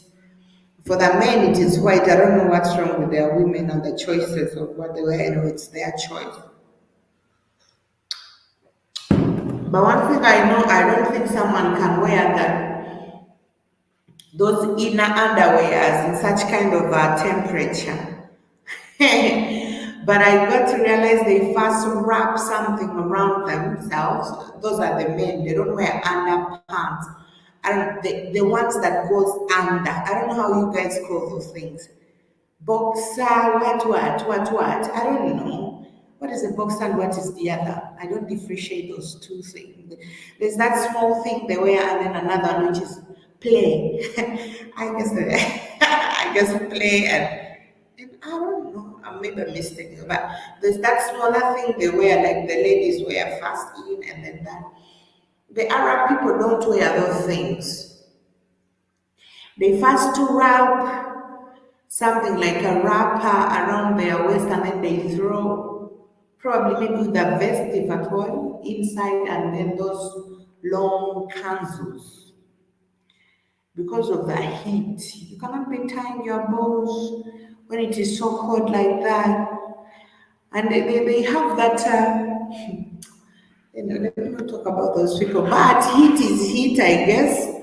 But that is the temperature. To cut the story short, I'm wearing this sweater and I've already told you the temperature down here. Jibijaba, what do you think about my temperature? The temperatures here, do you feel like is it cold or not? How cold does your temperature go?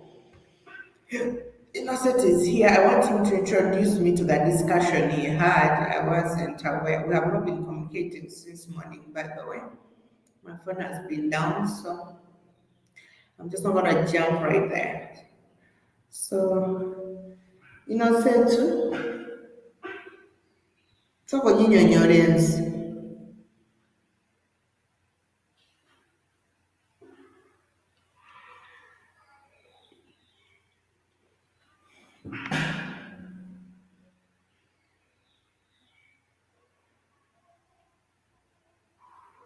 Innocent, Wakyonteekako.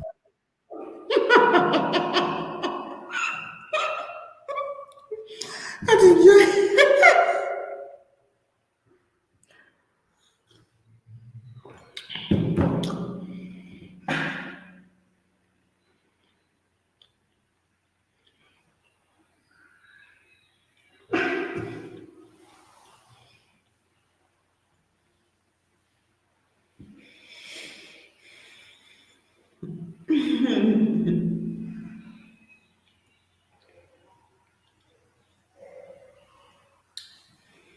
That you, you don't know, but Uganda looks beautiful. Well, a lot of people will say Uganda looks like a village. But yeah, I like it. And I'm eating chapati. For those who have ever heard of chapati, I'm not eating a Rolex. I'm just eating a chapati.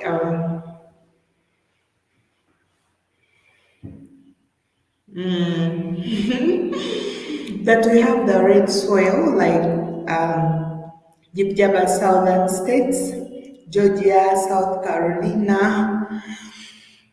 We have different kinds of soil. We have got some black soil. We have got places in Uganda that have black soil. But yes, red soil as well.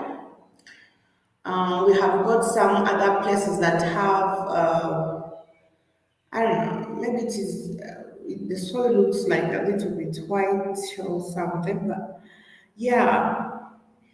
So different places, I think according to the amount of rainfall they receive and the water bodies located in the areas, and then the vegetation and all that determines as well the time, because like black soil has a lot of humus, so we have some other, I don't know, the soil here. I think the soil out here is a black something outside, and when you go to most of the roads, they have red because they when they're creating those roads, they dig out most of the soils to level, and at times the roads end up with the red soil after they have removed most of the topsoil on the roads while they are constructing them. Yeah, but we also have some others which are natural, some other lands which have naturally red soils, and they are good at, of course, growing hasap.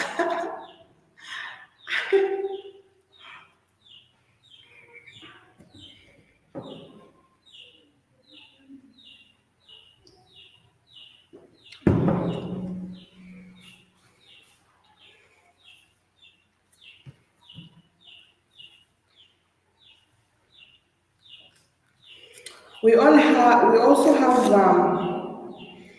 mountainous areas here which do exactly the kind of farming. Some mountainous areas do, like those sides of China.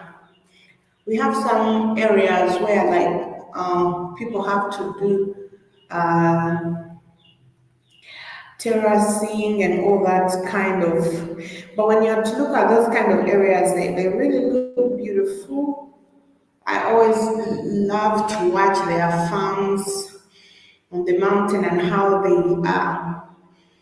of course, they cultivate their land and how the land is built. But I guess that's the beauty of Africa. Apparently, we've got a mixture of everything in one place, I should say.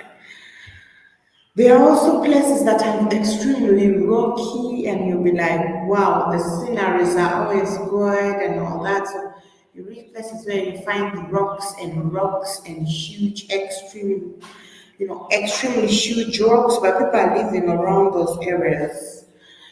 And usually people do the quarrying around those areas, and at times, of course, cement and all that. We've also got places that are filled with short trees. The trees are not long and thick.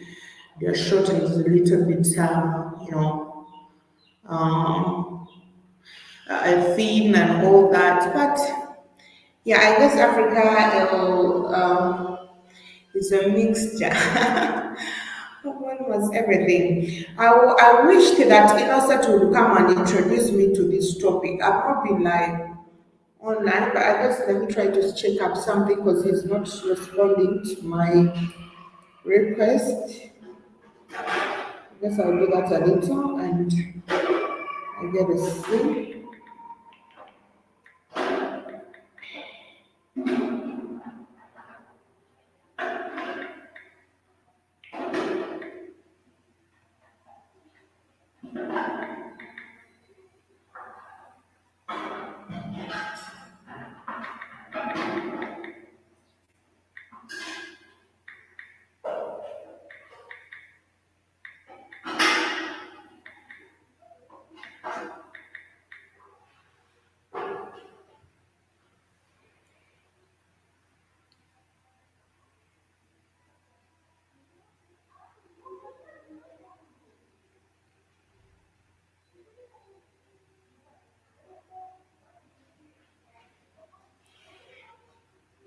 I don't understand this.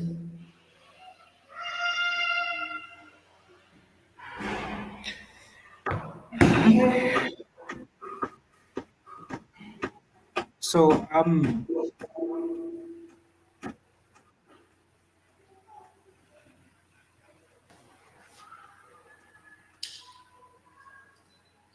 sorry, I got set aside tracked by mentioning the weather. So Maria, um, today's topic, yeah, of course, it was Ibrahim Traore creates a new country in Africa. So why did we develop this topic? It is actually it was it is a relation of course how Ibrahim Traore, the president of Burkina Faso, and now the president of Mali, the president of Niger, of course, came out and formed what they call the Sahel Alliance. So, most of the countries in, of course, in the western part of Africa, these are countries that are under the organization that is called the ECOWAS. So, recently, we saw, of course, these countries trying to separate away from ECOWAS, and the ECOWAS said that if a country is not a member of ECOWAS, it is in it is in western part of Africa. It is not in West Africa. So that's why these people came out and of course divided themselves away from ECOWAS. Shagere,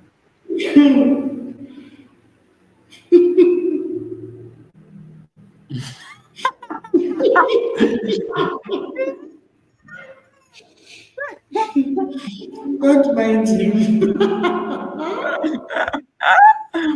what is microphone?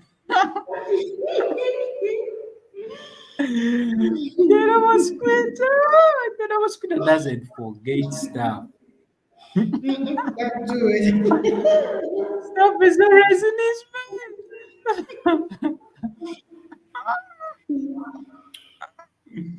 So, so when of course this group, the Sahel Group Alliance members, that of course that are led by Ibrahim Traore, came out and of course claim and proclaim and said that they are no longer members of ECOWAS. So ECOWAS said that they are not in West Africa. That's why they came out and said that it is a new country. So that's how the topic of course that was derived from. So there are a lot of things, of course, these people hoping to change in their countries as, of course, they separated from the ECOWAS because ECOWAS has not worked for any country in West Africa. Apart from coming out when these people had coups, when these countries had coups, the Mali, the Burkina Faso, and of course the Niger, when they had coups, ECOWAS, of course, it set a lot of sanctions, economic sanctions on these countries, rather supporting them instead of supporting them. Okitegeera?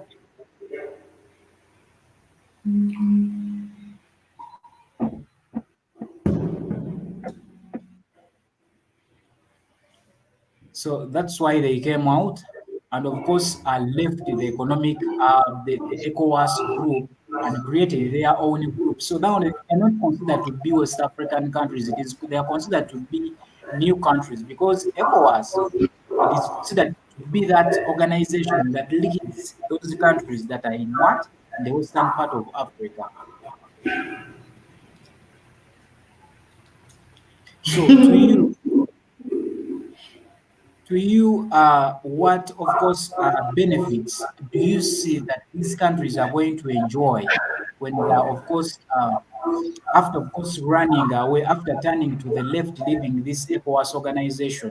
Because these countries have been going through a lot when ECOWAS is keeping quiet. It is when they had coups that ECOWAS came out and, of course, put a lot of sanctions on these countries.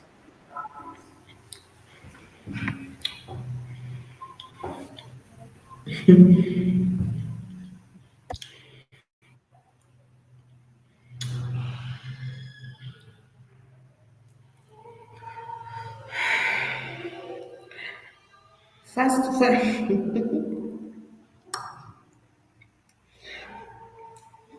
first of all, the Economic Community of West Africa, Uh-huh. which is of course ECOWAS, which now I think is not full as it was before.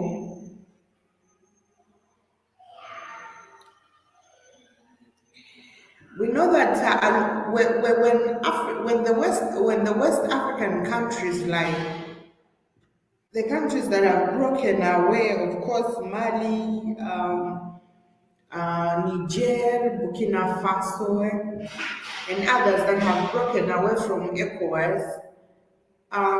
Before the coup they had, of course, ECOWAS was silent about everything that these people were going through. Yet ECOWAS, as an umbrella, it has, of course, the purpose. And among this purpose is creating peace within the West African country. Among the few of the reasons why ECOWAS was created was to bring peace among the West African countries. But we see that most of the African countries have not had peace, and ECOWAS was actually silent about this. And when you dig deeper, you get to realize that most of the people who were involved under ECOWAS were the colonial masters. We see the French also being part of this organization. They decide who's going to lead and who's going to be a president, and of course, who's going to take over. And you understand that this group or this kind of organization was only created to prevent the people from the western part of Africa to rebuild their own self and reclaim their own independence as they find fit. All right, because now this particular organization kept them there waiting, but ECOWAS is a ghost organization that, of course, is being run by the colonizers, and among them, the French government involved. Recently, of course, we saw when Mali, Burkina Faso, and Niger, as they had their coups following each other along the line, we saw Nigeria, of course, trying to stand up and say it's called by the name or the powers that, of course, were declared to them or to the ECOWAS communities. They are going to try and attack these countries that were creating coups. And for them, they said they are doing this because this is what ECOWAS should be doing. And remember, at that time, the Nigerian president, of course, was the president of ECOWAS. Over charge. Iman, So, and they were threatened by other countries, and that is how Nigeria started stepping back a little, withdrawing from this. But you can see that ECOWAS, first of all, has extremely benefited from these countries, but these countries have not benefited from ECOWAS. And I say it is okay for Ibrahim Traore and the colleagues to break away from this, because if you've broken away from France, there is no reason for you to remain in an organization that was created by the French people. It is extremely right and sorry? Mulala kati. It is extremely right and only safe for them to withdraw from this organization, because this particular organization has no purpose. I remember there is we have always had a border conflict between Niger and Nigeria, and each one blaming the other for the rebels and all that. There was a time where we saw Nigeria close its borders and stuff, and ECOWAS was actually quiet about this whole thing. What is the purpose of having an organization that is very dormant?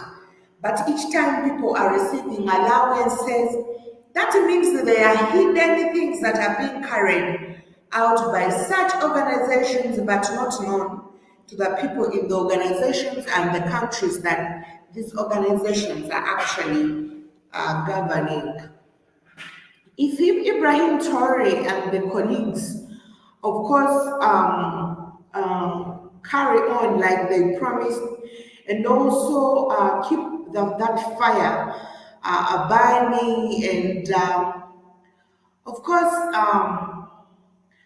bringing out the result of all that they have planned with this organization that they have created, then we expect to see a great achievement, because one head is better than one. If at all they are going to intertrade with each other, if they're going to have a cross trade, if they're going to have that strong relationship, which actually we need, all right, because we have not seen a lot of African countries having a strong bond. And Ibrahim Traore and the colleagues have started to create this strong bond. Besides their political issues and of course the disappointment that we are receiving, and a few angles, I think I'm going to be a little bit patient with them to see the end result to this. But if at all this bond is as transparent as they show the world, then we expect to see something greater, and probably a lot of African countries are going to be learning one thing or two from the union of Ibrahim Traore and the colleagues. Njogera nze byebiva mu totolooza nina nekyebimanyi.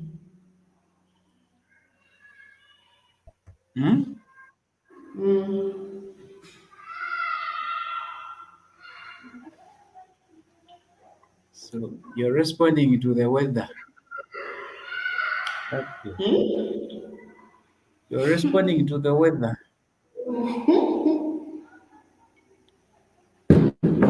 So that issue,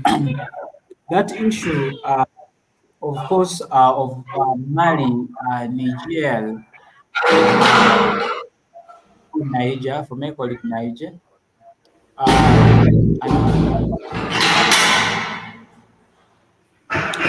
It is actually it is a move that it is a move that of course that is exposing most of course the regional organizations that we have across Africa, the East African Community, the SADC in the southern part of Africa, because these organizations have lived for a long time, for a long time. These organizations, like they are very old. Actually, they could be understanding what Africa is going through than any president, according to the structures that they have, according to the staffs that they have kept over time, they actually of what Africa has been going through. Some of these organizations, actually, they were created immediately after the colonization, immediately after most of the African countries got independence. When we look at the East African Community, this was organization I said that was created around the 1967, in 1967. But when you look at East Africa, has been going through a lot of things. That has been going a lot of issues have been occurring in Africa between 1967 and 2024 today in July. So a lot of things we couldn't be seeing protesters in Kenya if at all the East African community was working. Kitegeera? Jibijaba, that's true. They are very old and ineffective, very old and useless. They are all the ducks. By the way, Maria, Biden is not coming back for presidency. That's it. I was Owaka pressure Kamutta. He's not coming back for president. Jibijaba still says that a subversive organization masquerading as an alliance. Yogera ko commenting ako kweyo.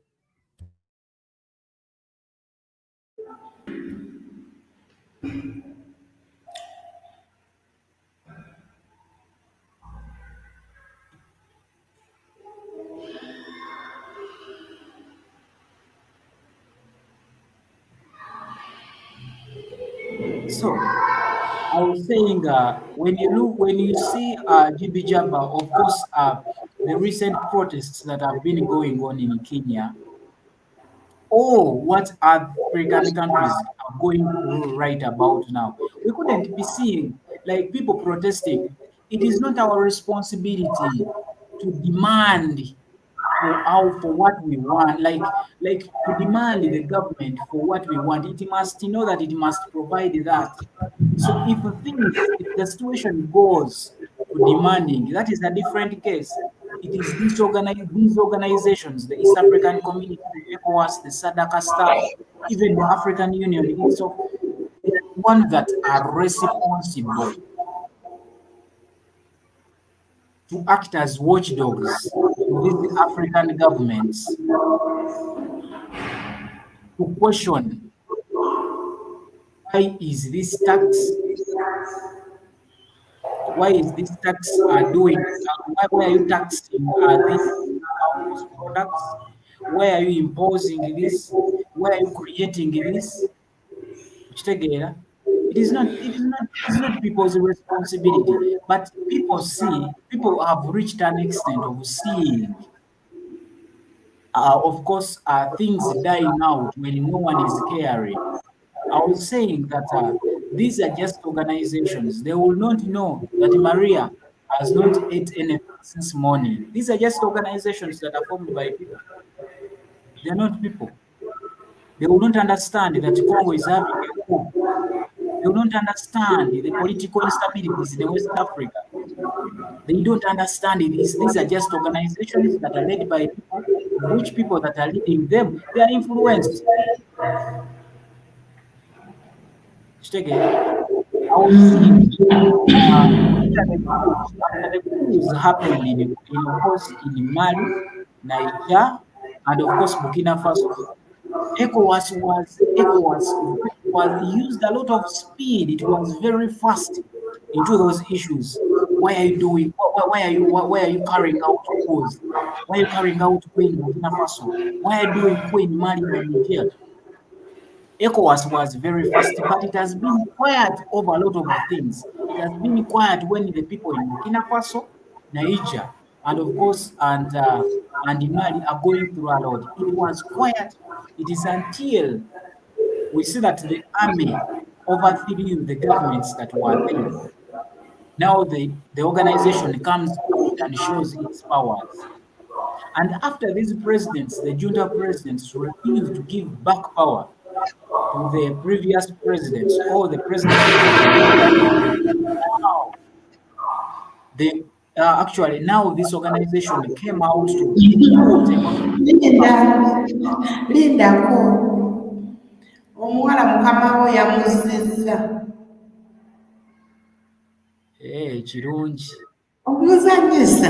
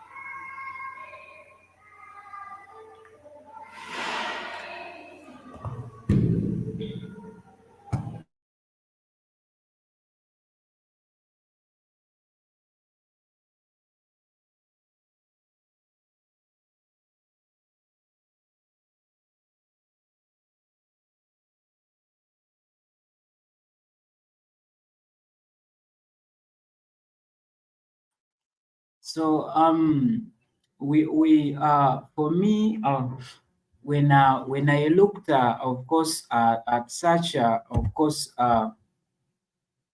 when I looked at that organization of course and actually that move of course when of course Ibrahim Traore and his friends of course made that move to end, of course, to send to collaborate with, of course, the ECOWAS group. I was so happy because ECOWAS, most of these groups they are not working, and I don't know why. We don't see any more groups. We don't see new groups coming out. I don't know why we don't see more groups coming out.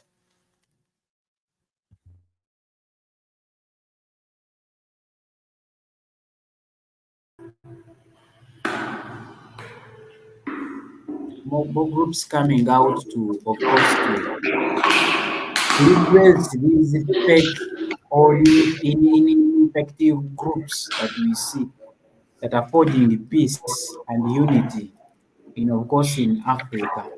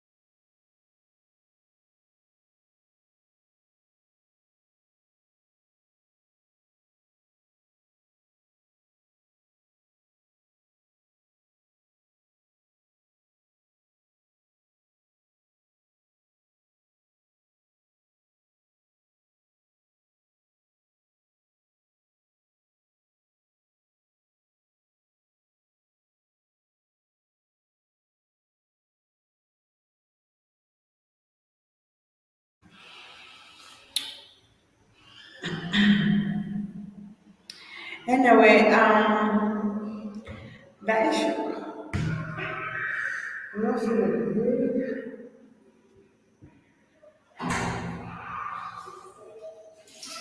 Okay.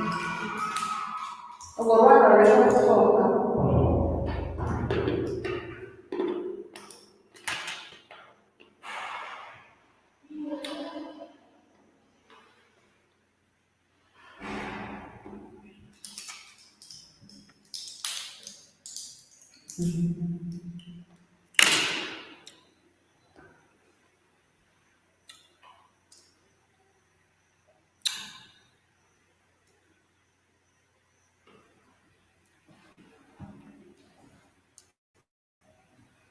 We know that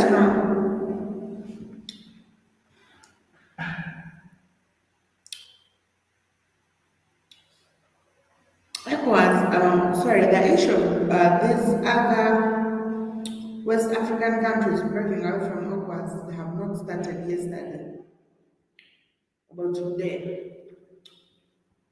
Um,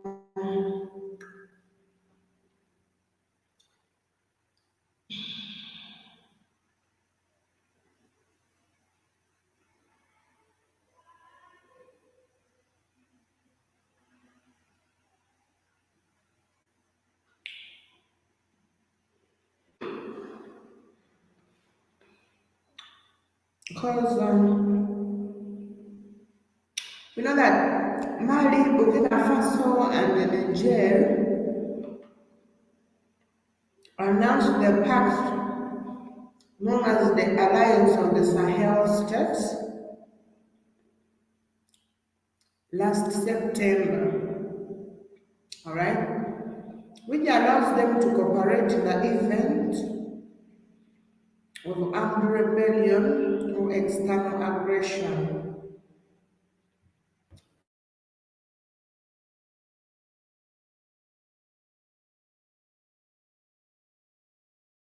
So these countries broke away from ECOWAS in January against the coup.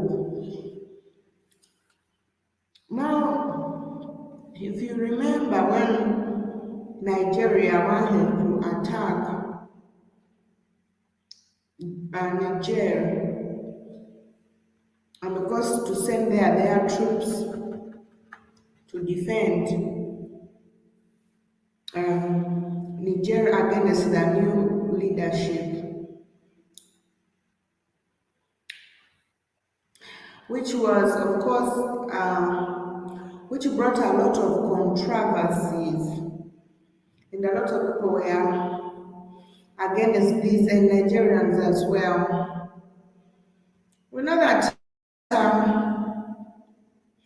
this alliance, which is known as of course, Sahel Alliance, it was formed between our group hit countries in Africa's, you know, and the West Africa. And this has been seen as a tool for legitimacy.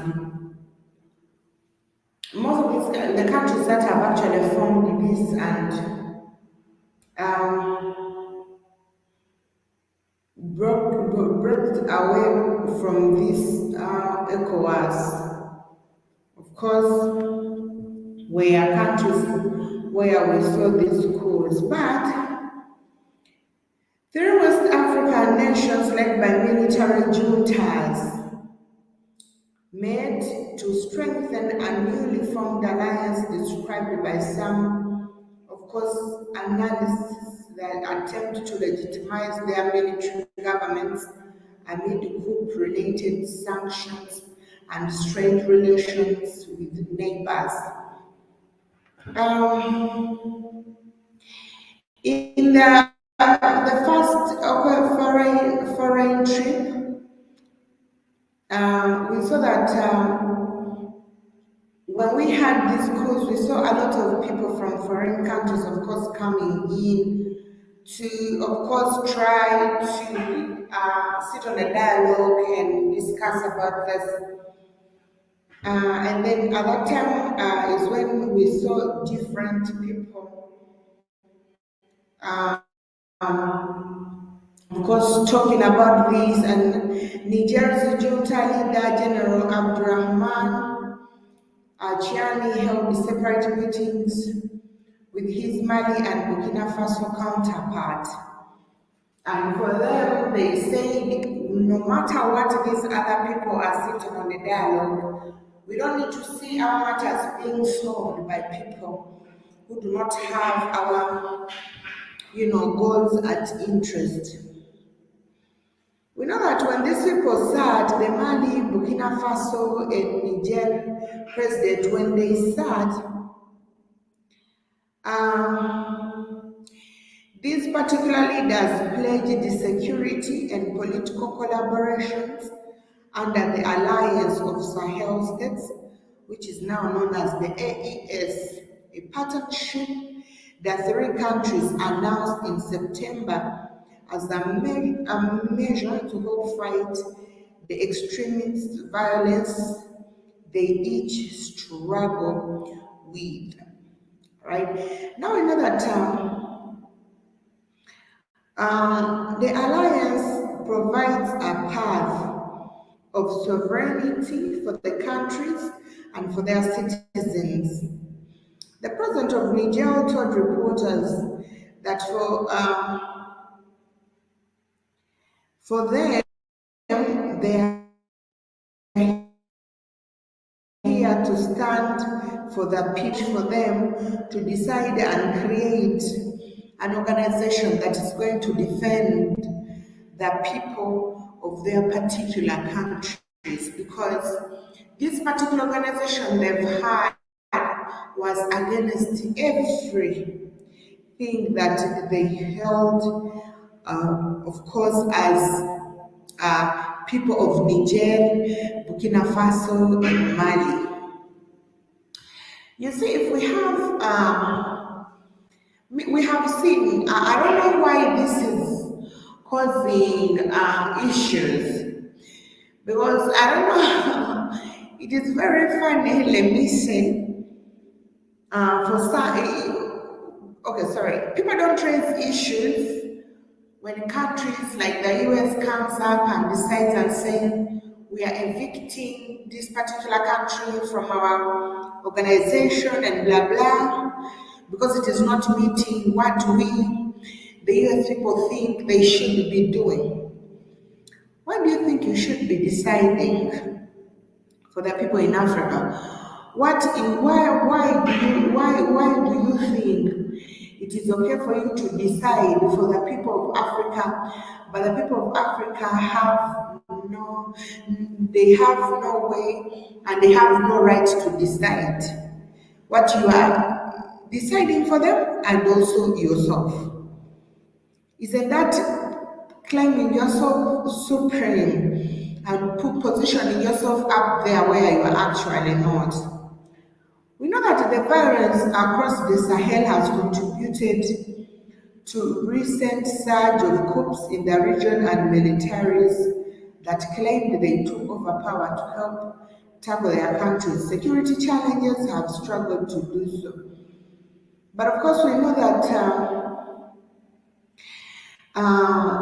all these presidents are blaming the violence on foreign powers, and of course,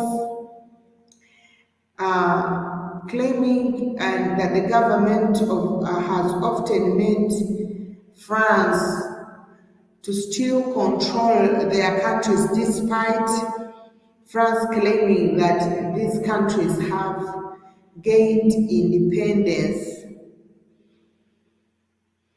It is so very unfortunate that most of the African countries are actually not ready or don't have the strength to break away from such kind of organization that have not, of course, been of importance, but rather they have been there to suck them dry.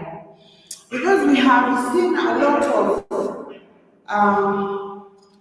countries under particular organization. Remember, these organizations are supposed to be run, and all the countries that are involved in these organizations, all the countries that are under these particular organizations, pay a specific kind of fee. What is the importance of, and of course, if you are told we are to pay fees, that means it comes from the tax or the money of the citizens. Why should we be paying for something that is dead? It's like this, most of these organizations are scams, and they're only distorting money from the African countries. All because if, of course, I'm under this organization, we are allowed to trade. We are allowed to trade, and that, first of all, we don't have free movement within this particular. Recently, of course, we saw East Africa trying to, not recently, I think sometime back, because I grew up listening, I grew up hearing this. The East African community, where of course they decided that Swahili is going to be the East African community language, and now it's being taught in most of the East African schools. And from there, South Sudan added itself on East Africa. Now it has added on the East African community. And people are adding, I think a lot of people are coming to join the community. So when the East African community was created, there was what we call free movement within the East African countries. I can move to Kenya with only my ID. I can go to Sudan with my ID. I can move to Tanzania with my ID. I don't need a visa. I don't need a passport anymore. I only need my national identification card to enter these East African countries. And we always have markets. So we always have trade fairs. We always have market days where you see a lot of East Africans, of course, turn to business within each other. And this does not only stop there. We have seen too much settlement within the neighboring countries of East Africa. This has not been the same with the countries in the western part, because yes, I know we always have rumbles and issues that of course happen, but there has not been a lot of this exercise that of course shows ECOWAS is under the same organization. ECOWAS is serving most of these West African countries. We know ECOWAS was formed by Nigerians, by a Nigerian leader at that time. And joining these kind of organizations, it is not always by force. A lot of people decide and they say, all right, we're going to join. Just like I've explained that the East African organization was formed, and we see people coming to join the organization almost every year. Before it was like three. We see Rwanda, we see Burundi, we see Southern Sudan. We see a lot of people now trying to join this alliance. And which has, okay, I see most of the things that, of course, are done that are extremely visible, because probably I may not be a business person to see deeper, but the visible things that at least should be the things that everyone should feel that we have got that connection, or we are under the same umbrella. Like I said, to move within these communities or the countries, here you don't need a passport. You need just an ID that shows, an identification card that shows you come from the other country. Ne And you're Kenya. free to enter these countries and come back safely. And they also decided to create one common language, and that is Swahili. And now it is taught in all the schools that are, of course, joined this alliance. And all the East African schools are supposed to be teaching Swahili. It is as compulsory as English. Until when you, of course, you reach the high levels where you decide to major in what you want. And then we see the, of course, the trade, the business. People are doing business with each other from the top to the bottom, to the cheapest commodity. And yes, you know, there is always a lot that comes along with that interaction and all that. But we've so far not seen huge negative impacts on this so far. Those at some point they have to negotiate a lot of connections, because at time I told you the instance like where Uganda wanted to build some pipelines. Now I'm trying to, you can see that we have these organizations, but still within the countries we are still being run by external influence.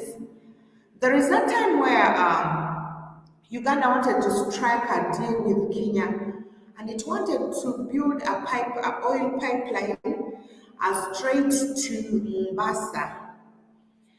And the president of Kenya had agreed until the United States of America came in, and they were like, "You're not going to do that deal with Uganda for whatever reasons." Jomo Kenyatta said, "I'm not." It was Magufuli who said to her, "Well, I'm giving this deal to Uganda, and it is okay for us to do business." So they had to build the pipelines direct to Tanzania, Zanzibar, like that. So, like I said, we always create these organizations, but unless we are extremely independent when it comes to decision making, most of these organizations may not succeed. We know that these countries that created the Sahel organization are still embracing Russia in other countries. So probably at a certain point, we are going to see Russia making decisions with them, and of course decisions for them. Trying to say, if you want to do business with the other country, it has not agreed to this contract. So if you still want to continue with our deal, you have to let go of that. Just like the scenario we saw with of course, Kenya and Uganda oil deal. We need organizations that are extremely independent, that are standing for the purpose of Africa, on the African ground and mutual understanding.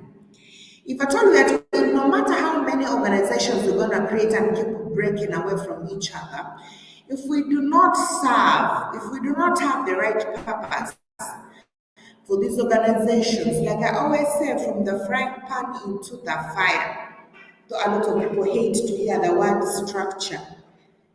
If we do not, we cannot create the same thing like the failed organizations have had. We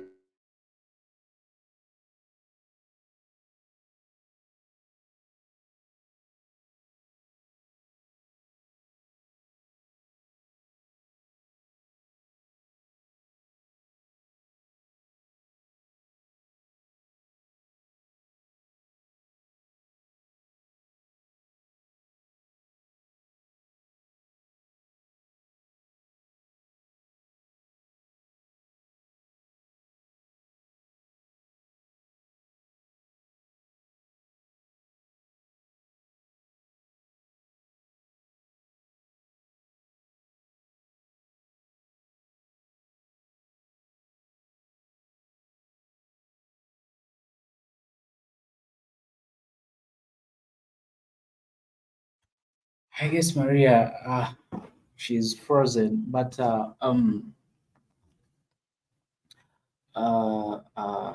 the time, of course, she had to go. She was trying to bring out something. So,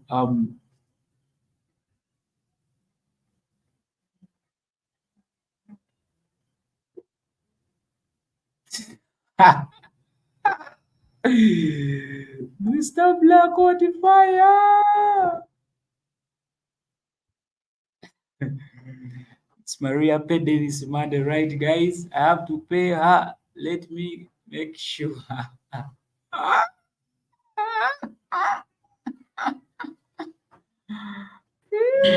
so sorry, like I was saying that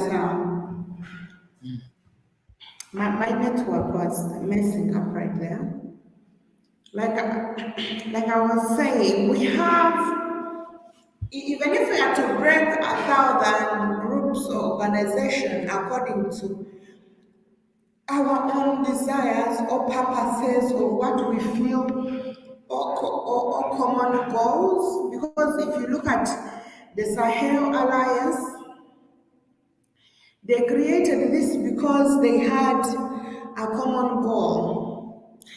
They had the coups and they were taking over the leadership or the government in a military way and through coups, which was against the ECOWAS, because that was the ECOWAS foundation. And so there was need for them to break away if at all they needed, all right, to of course have them run or have themselves run the country. But like I said, if I, this is not and we know ECOWAS has been lame for a very long time.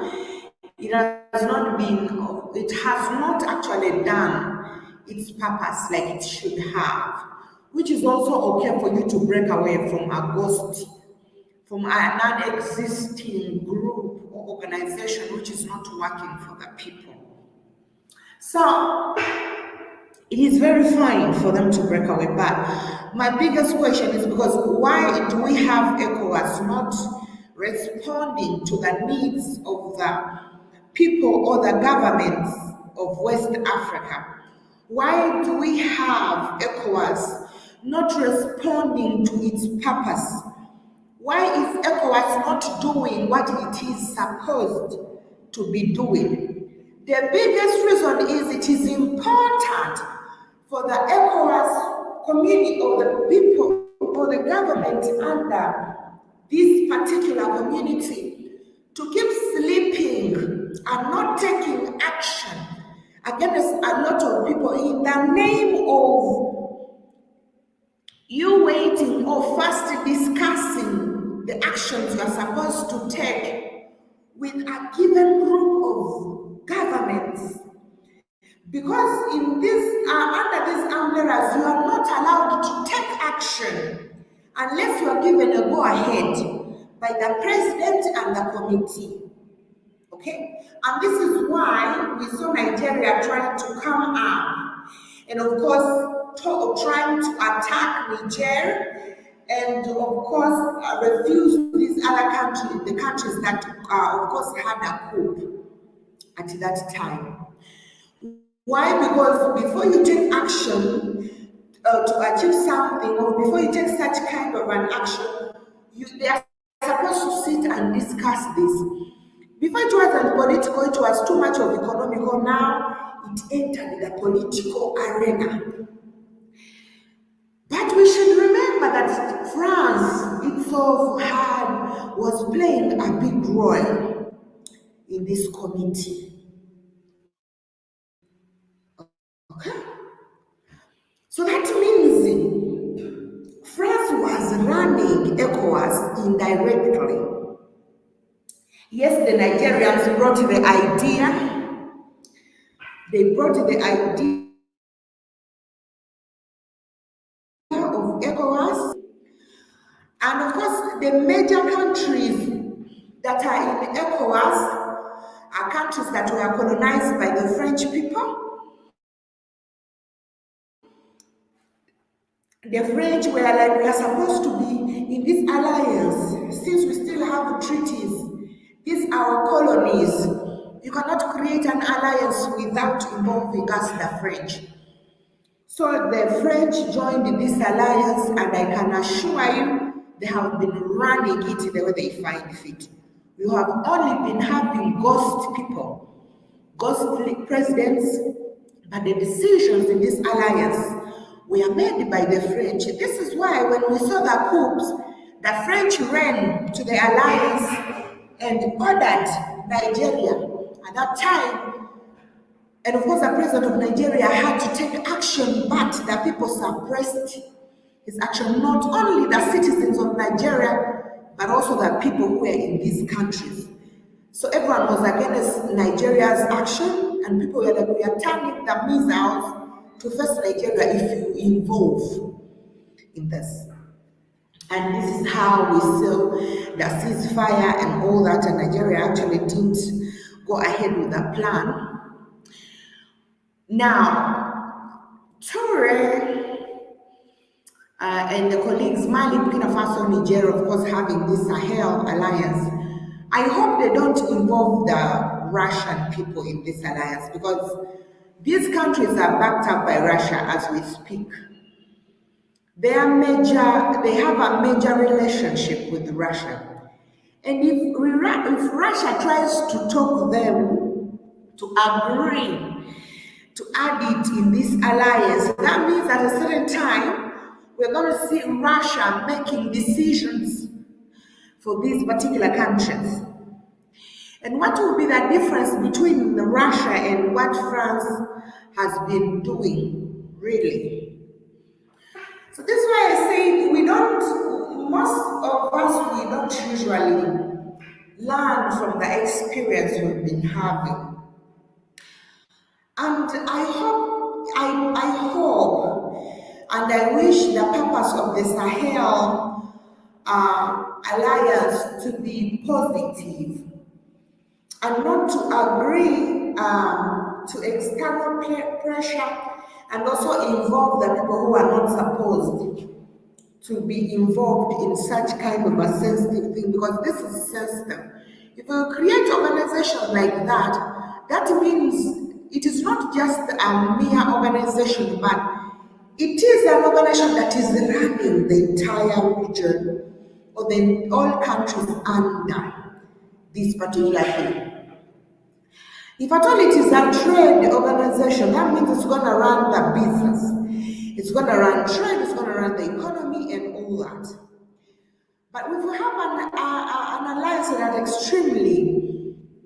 extremely large, like this alliance that the three brothers have, of course, created, that is going beyond the trade to security, to politics. It is controlling So they need to be cautious with all the decisions they take because this is not child's play. If at all they want to see these, of course,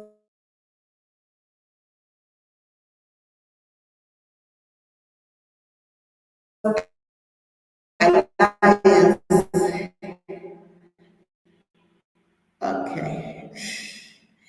This allow. Hi, Keith. Okay, I'm just seeing your message.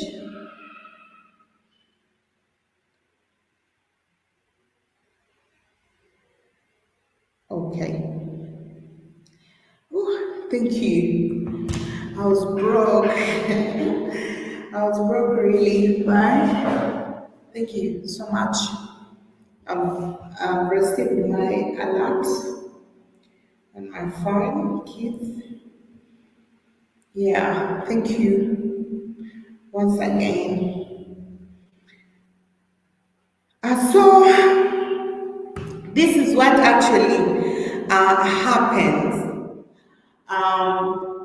So we need to see organized leadership in Africa, and we should be learning from the past. When you come in and have coups and decide to take power forcefully, it's because probably you're not satisfied. I don't know how I don't know the decisions at which people decide to take power, or maybe they have studied something and they have, because maybe they have their plans on how they think things should be run. Um, I know it is not easy, okay, for Africans to stand alone, more especially Mali, Niger, Burkina Faso are only three countries. All right. Last time I was telling you, at times I just understand because we don't, even if we hate to see us join external alliances and all that, but common sense makes you understand. Ibrahim Traore, since he came in power, how many attempted coups has he experienced? All right. He has been threatened many times. And I can assure you the problem, and probably this is the major problem why it is hard for us as Africans to unite. He has nowhere to run to, if you know what I mean. He needed someone bigger than Burkina Faso to support him. He needed someone stronger than Niger, Mali, and Burkina Faso to be on his side. Because I can guarantee African countries are not on each other's side. And at times with this comes a lot of sacrifice. Unfortunately, the sacrifices that never leave Africa the same. Now, Ibrahim Traore, you can see from the spirit, from what he says. But I guess he's at the wall, he has been pushed to the wall. He needs strong support. And this is why we are seeing them crossing to Russia. But we know Russia is no good. Now I would suggest that it would be so fine for them to make alliances with other African countries. But remember, African countries are also still indirectly being controlled by their colonizers. That if Burkina Faso decides right now and say, I'm going to make an alliance with Kenya, I can guarantee the alliance is not only going to be between Kenya, but the US is going to be involved and the British. Because these are the people that are running it. You understand? So, US is going to be involved and the British, whether you like it or not. The moment you make alliances with countries, you are still making the same alliances with the countries that are controlling them indirectly. That means we will see Burkina Faso being controlled by the Americans and also the British people. Because now these are the ones who are controlling, of course, Kenya right now. So I think they sat and they were like, no, we have to break away. And then probably decide who is going to control us indirectly. It's a shame, but that's the game. If Africans would stand and decide that we are going to have each other's back, we would not be seeing countries like Burkina Faso involving with the Russians. But where are you going to run to? Which country has been strong enough to stand on its own, government-wise? Which country have we seen that has decided to stand on its own? I think if at that time probably the president of Libya was alive, maybe they would have made alliances with him. But now, which alliance are you going to make? Where are you going to run to? This is why it is very hard for African countries to break away from this chain. I call it a curse. You cannot say, right now I'm going to deal with this country, they're going to support me. The moment you sign your dealings, or the moment you sign agreements with that country, the agreements go beyond those countries, to the colonizers, to whoever is running that country. And this is the problem Africa is experiencing, and this is why it is very hard for us to wake up and say we are having a united state of Africa, because it cannot take the entire African to have a coup or to stand against this kind of system. Probably maybe it's going to take step by step, but how? We were celebrating West Africa for standing out, but before we knew it, it started involving itself with the Russians.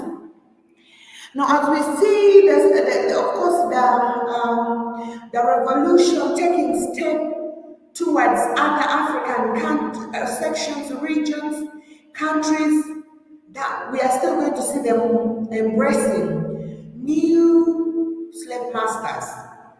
I'm sorry to use that word. Why? Because we do not have enough. We don't have many African countries that are willing to stand alone. Now these three are not strong enough even to fight the French, because the system has eaten deeper. They are new. There is still division among the citizens themselves. Others still want the other old system, others want the new system. There is still division between, which makes it a little bit hard. But I hope that Ibrahim Traore and his new created country, INNOSSETU put it. I don't know why I made that title. It's kind of cool, a cool title though. I wish they learn from the previous, and well, I'll be extremely happy to see a difference within these people. And I also hope we learn, because we still have a long way to go, more especially when it comes to the government in Africa. We still have a very, very long way to go. You know, it's raining again. Okay. Let me first try to reply keep here.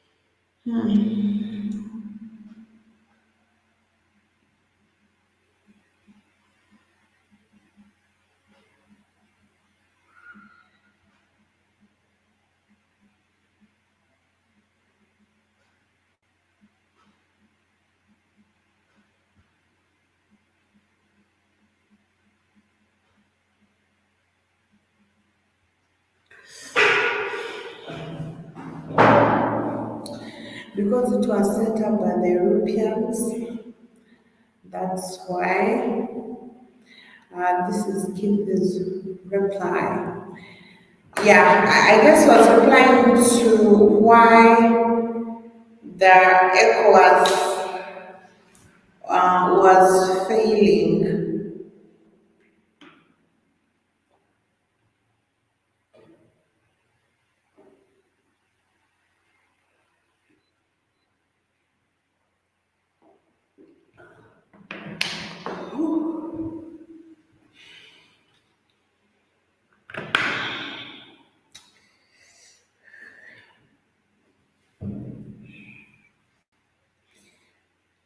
Yeah,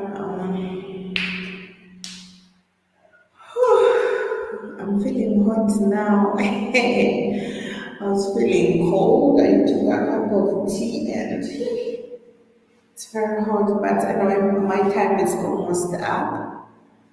I guess I can persevere rather than undressing myself on a live. Because it's hard. But I guess the lights also had they add on the temperatures.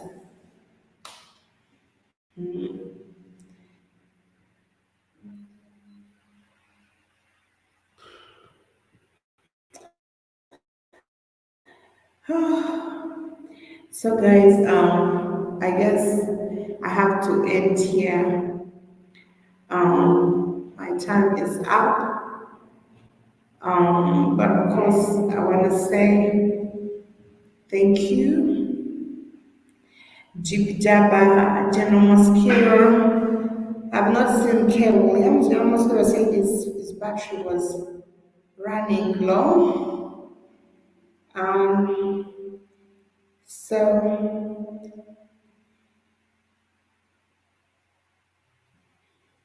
I will say thank you so much, Jeep Jabba, General Mosquito, and of course Keith. For joining our show. I've been with my colleague INNOSSETU. Unfortunately, it is raining both here and in Kampala.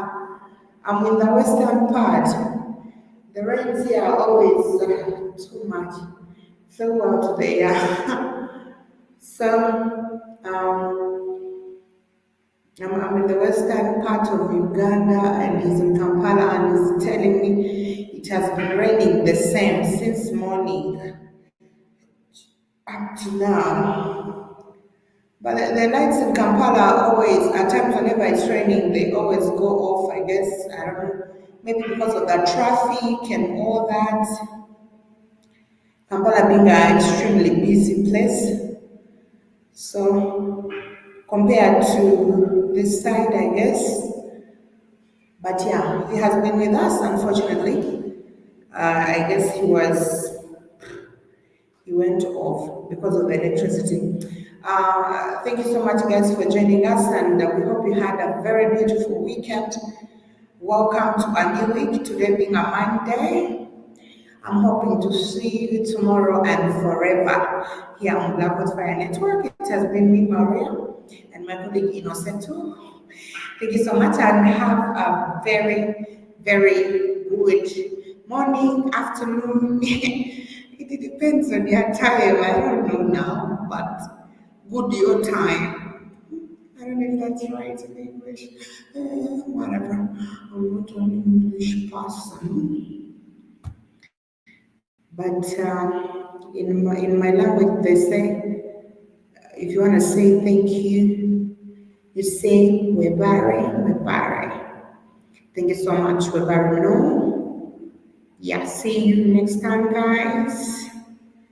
Until then, Ciao.